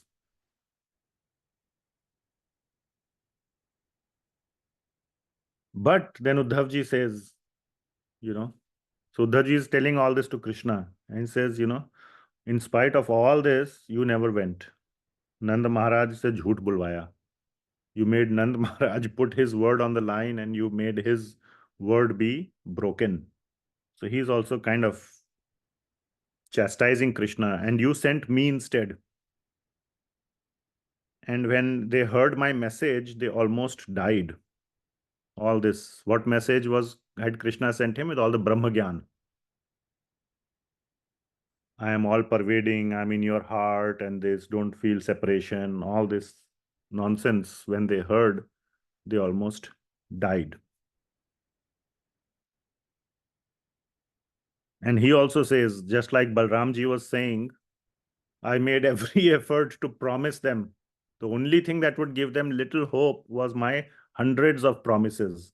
And the moment I felt they were little bit pacified, I took off instead of, to prevent any more damage. So I came back. So he says they are not after material enjoyment or material things.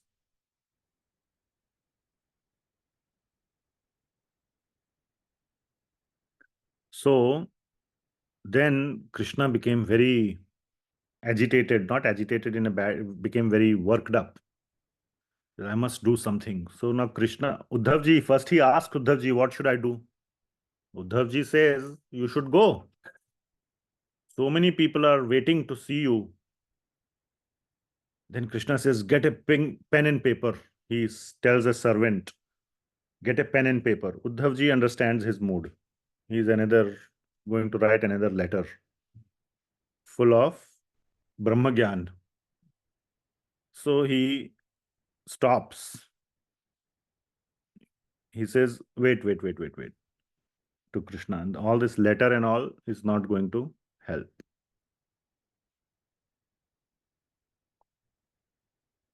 And no need to tell other lies.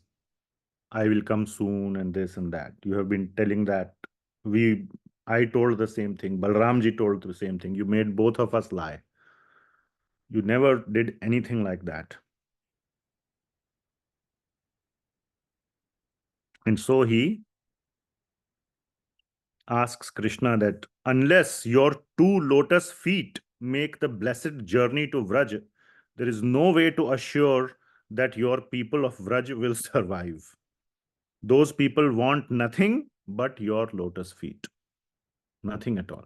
No letter, no consolation, no promise, nothing. You have to go.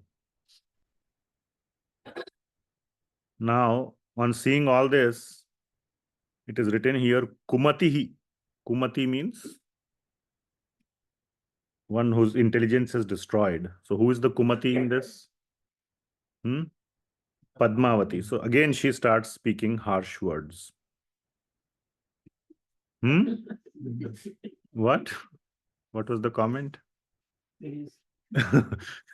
Still persisting, huh? So now she is diverting her anger to Uddhav. So remember, Uddhav was telling all this that, that they are not interested in the wealth and all. She's saying, Vrajvasis have you, Uddhav, under their full control.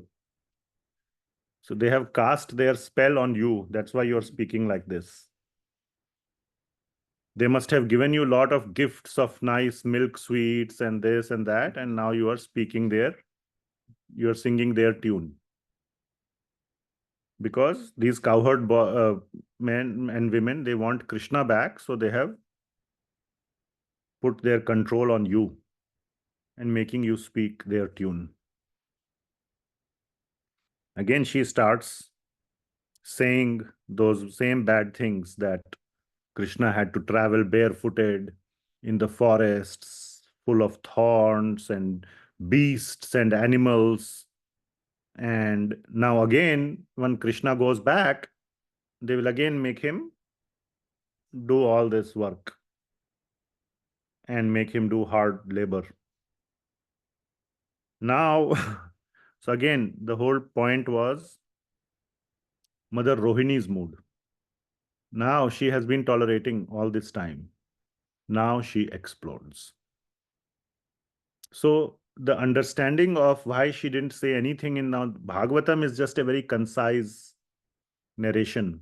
And that's why Bhagavatam is giving lot of scope for acharyas to expand and churn. Very quickly, this mood has been explained, but acharyas are expanding and churning on it. And here the mood of Mother Rohini clearly comes out. There, even though there were very tiny words, right? On the surface of it, the conversation was very clean, isn't it? So Mother Rohini, the understanding is, if the question is, what was Mother Rohini doing? Why didn't she speak up? She peacefully tolerated. And that is very clear that so far she's tolerating such direct assaults by Padmavati, and she was tolerating. After this third assault, now she explodes. 3 strikes and then you're out. So she gave, in video games, you have 3 lives. So she did not say anything at that time, and that is perfectly understandable. Okay, so that is the answer to that question. But to answer that, we went through this whole discussion to understand the various moods of the various devotees. And it's a very sweet, when I read this chapter, I was just relishing, I was enjoying the whole thing, and I hope you are also enjoying.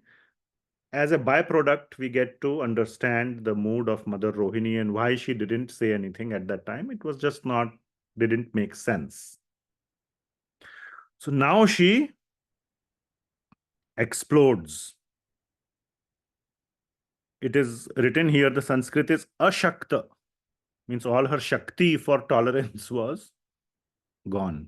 She became Ashakta. She became like, okay, now my, कहते हैं ना, sabr का, या what do you say, बांध टूट गया है, whatever, पानी सिर के ऊपर चढ़ गया, or whatever, right? But still she says, she doesn't say very bad things, but very sarcastically she addresses Padmavati. So Sri Parikshit Maharaj is saying to Mother Uttara, Balaram's mother Rohini, Yashoda's dear friend, could not tolerate any more hearing the insults. Angrily she replied. It says, Rama Matha Kopita. Rama Mata. Ram kaun hai? Balaram. Mata is Rohini. Kopita. Kopita means she's very angry. And Mother Rohini says, she calls him Kamsa Mata. First, surely you are the mother of Kamsa. Kamsa Mata. Indeed, mother of Kamsa. Will they just engage him in caring for the cows? Unless the devotees see him there, or unless the devotees there see him, they can't stay alive even a single moment. You think they will engage him in herding the cows? If the trees or other obstacles block Krishna from the sight, even for a moment, his companions at once shed tears and call in anxious voices, Krishna, Krishna, even if he goes out of sight for one moment. They are become so anxious. And you are saying that they send him to tend the cows. It's not that they are sending. We'll see later how the cows go and why the Krishna goes. But when he's gone, that whole daytime for them is like a millennium. Is like that daytime is like a black night at the end of the universe. The destructive, like the night of Brahma, you must have heard, is so many billions of years long. So that is, the daytime is like a night of Brahma for the Vrajvasis, because Krishna is not with them. So it's not like they are sending him away. They never want him to go away even for 1 second. And they just spend the whole day looking in the distance. When will the flute voice I can hear? Or when will the dust arise in the distance? When the cows come back or whatever, when, oh, now the heart will get some peace that Krishna is coming back. So they never want Krishna to tend the cows or anything. Then the question becomes, what is going on in Vrindavan? Why do the cows go? And this is such a beautiful description that Mother Rohini begins to give, and later on it's continued by Balramji, that why the cows go. It's because of the dazzling beauty of Vrindavan. Because of the presence of Krishna, Vrindavan is so vibrant. Vrindavan is alive. It's not a dead forest. And the animals and all, they just want to go. And there were like tigers and cows at the same time, at the same place. And they're not like fighting or eating each other or whatever. It's like that this Vrindavan is so dazzling, and Krishna just goes there. He is the one following the cows. He's not herding the cows. He's not leading the cows. He's not making the cows go anywhere. The cows are going by themselves. So that is the essence. But some of these verses say that every day Krishna takes his older brother with him and goes out into the various forests, eager to enjoy with his herds of cows and wander about in the company of his many friends. In those forests are lakes sparkling with water, where Kamala and Utpala lotuses spread their fake fragrance. The lotuses tremble from the movements of swarms of bees, stirred up by rows of excited water birds. And in those forests flows the river Yamuna, the dearest companion of the land of Vraja. The picturesque splendor of that river, the daughter of Kalinda, astonishes the mind. And besides her, Vraj Bhumi glistens with other rivers, the offsprings of hills like the Vindhyas. The beautiful shores of those rivers are always heaped with soft sand and covered by newly grown grass. To those shores come many different kinds of charming animals and birds who put their natural enmity aside.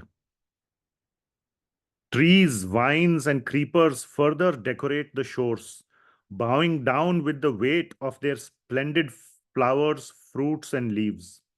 The shores resound with the calls of maddened peacocks and cuckoos, and those shores receive praise even from Lord Brahma.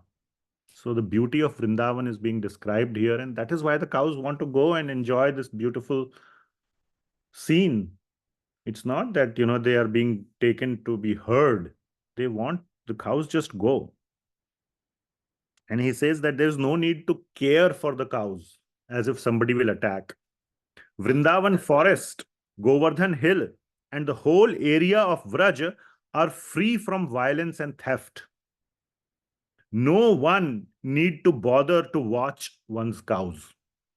The cows don't need to be watched.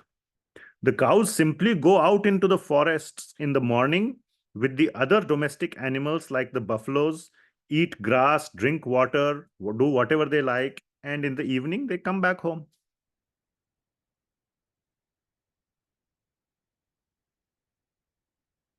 So all this Mother Rohini is saying, again Padmavati says to her that you are being too free with your words, or you're speaking too much. It's Padmavati is like daughter, or sorry, Rohini is like daughter-in-law. If what you say is true, then why do we hear that the cows and the animals are in danger of dying because of these various demons and this and that? So she has heard all these demon stories and all. Now, even Balramji loses control. And he also starts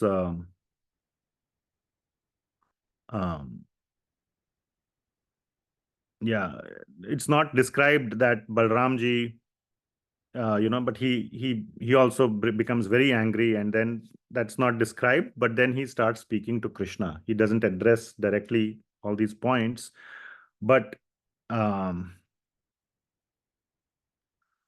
and he could see that Krishna was on hearing these words from Padmavati, became also very, very, his face was drained, became like dry and drained like white, even though Krishna is black because of all the blood. Everything was drained and he became very, very, his like lifeless face. So Baldev ji starts speaking. So he says that why speak only about the cows? All the animals and Vraj are your beloved friends, and so are all the birds and the trees, like the Bhandira and the Kadamba. The grass, the creepers, the lush bushes have all dedicated their lives to you. Now, he's slightly changing the topic. He's diverting his anger not at Padmavati, but at Krishna. That they had all these trees and animals, everybody dedicated their life to you. Now they are all wasting away. And so too are the rivers and the mountains. Some of the people, dear brother, live only on the hope that your promise will come true. Better you not to ask here more news on this. I can tell you only that if you don't show your kindness to them soon, Yamraj will show his kindness to them, which means he will take their life.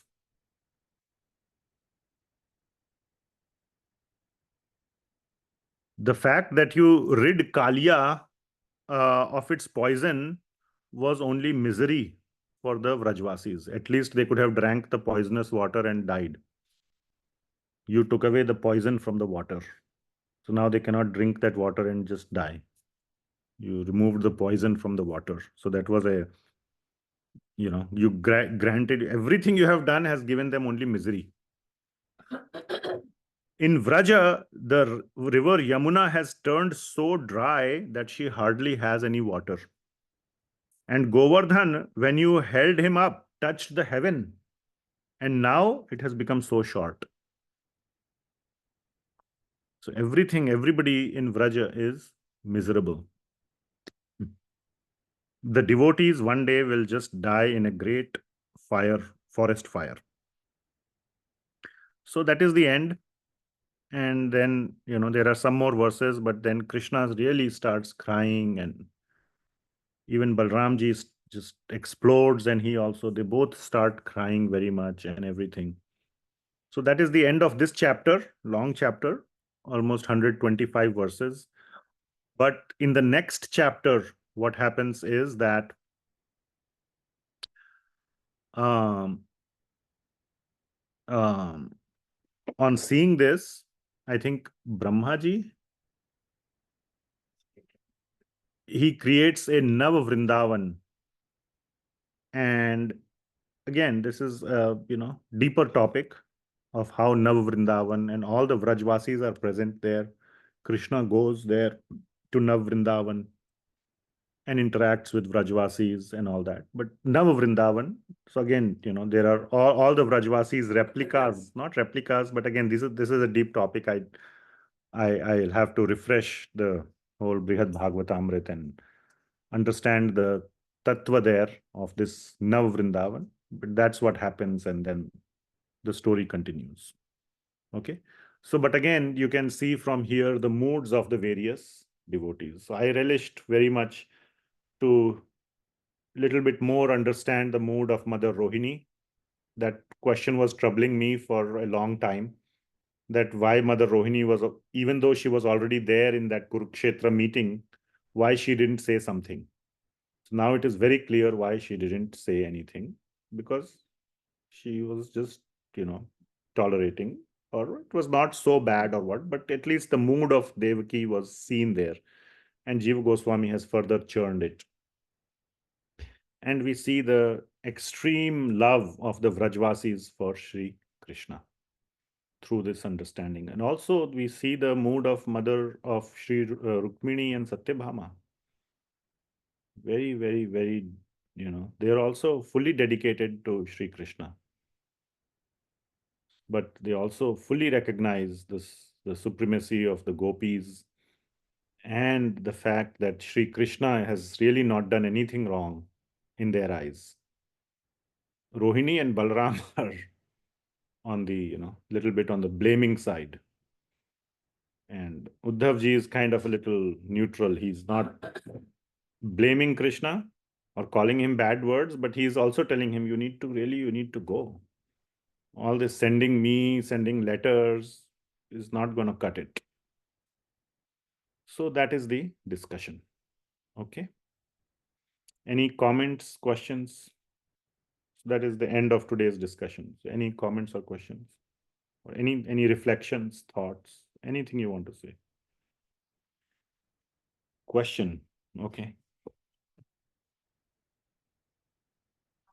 Krishna killed Kamsa and he gave gift to, but why he did give? Like he wanted to see if. So question is, why did Krishna give the gift of jewels and all to Nanda Maharaj? Again, Krishna is Krishna. I mean, you can say why he wrote all that Brahma Gyan in the letter. So he's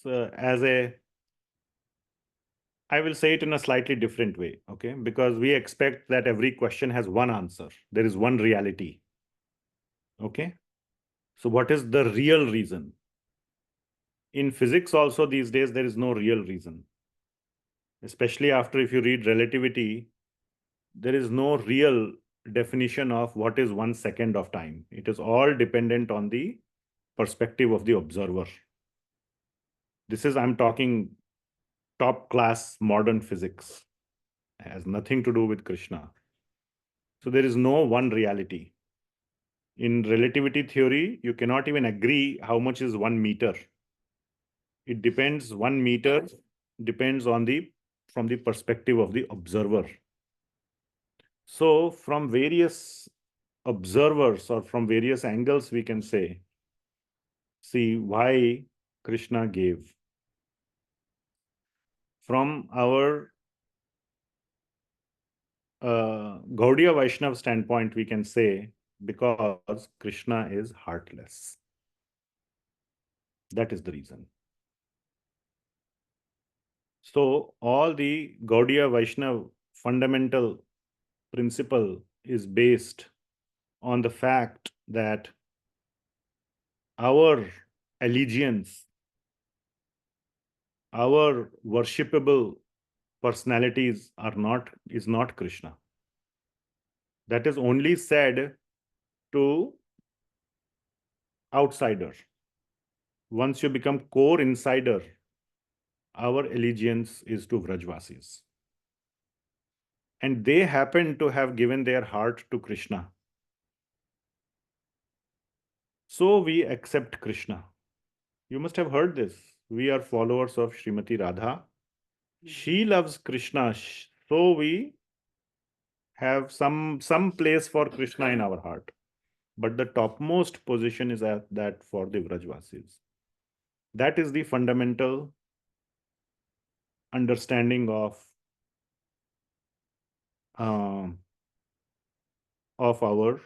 sampradaya. And the understanding is because Krishna doesn't know anything about real love. He doesn't understand what is real love. That is why he's behaving like this in an insensitive way. So one answer is he is insensitive, or he is just too naive, doesn't understand. Sometimes children, parents also say, it's not like he doesn't. If you tell him that, see, you are, I'm suffering because of your action, then he will stop. But he's just like mood. Mood means like he's stupid. He can't see, you expect sometimes, you don't have that much intelligence to see that, if you stop doing this, it will make me happier. But they live in their own world sometimes. So it can be that. And there are other, we can give all kind of reasons. There is no one reason. Another reason is, yes, this is just a prasad. Give. You can ask the question sometimes why Srila Prabhupada eats a big, nice plate of prasad with gulab jamun and samosa and puri and halwa. Why he should not just eat, plain dal and, or sukhi roti. Because it is prasad given by Krishna. Whatever is given by Krishna is prasad.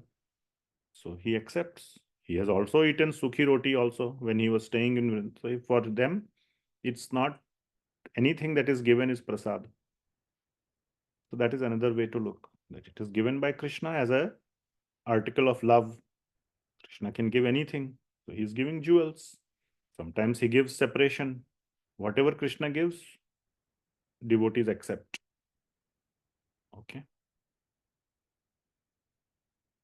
I don't know if it was satisfactory or not, but Hare Krishna, Prabhuji.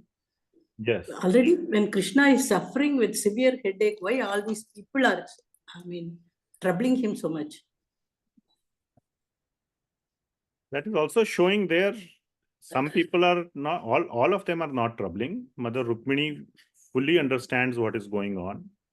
So she is not troubling him at all. Okay. Even Rohini and Devaki understand. So they are not troubling. Only some are troubling. Okay. So not everybody can understand Sri Krishna. Even in Dwarka. That's the understanding. So we should aim to become like those who try to understand what is Krishna's mood, what is the mood of the Vrajvasis. And that is the whole point, to develop a mood of the Vrajvasis. That whatever Krishna does, we will accept. And from Tattva standpoint, this verse comes to my mind, Tatte nukampam susamikshamano bhunjana evatma kritam vipakam hridvag vapurbhir vidadham namaste jivetayo mukti pade sadayabha. That whatever, this was in the test. What? You're surprised? Feeling the question, Prabhuji, to feeling it. Hey, yeah, some people have to still give the test. Now you know one question. Okay. So, huh? I thought everybody has given. Somehow I forgot that few people have not given. Okay. So, yeah, that whatever is happening is taken as a arrangement of Krishna, and just peacefully tolerate and still continue to have complete faith on Sri Krishna. Okay, anything else? I know, sorry, it's late for some people. If nothing else, then we'll close it here. Grantharaj Srimad Bhagavatam ki jai, Jagat Guru Srila Prabhupada ki jai, Srila Sanatan Goswami Prabhupada ki jai. Sanatan Goswami, because he is the one who authored the Brihad Bhagavatamrta. And yesterday was the disappearance day of none other than Sri Rupa Goswami. So, Srila Rupa Goswami Prabhupada ki jai. Hare Krishna. Thank you, Prabhuji. Hare Krishna. Thank you. Thank you, Prabhuji. Thank you, Mataji. Hare Krishna. Thank you. Thank you. Thank you, Prabhuji. Thank you, Mataji. Little late.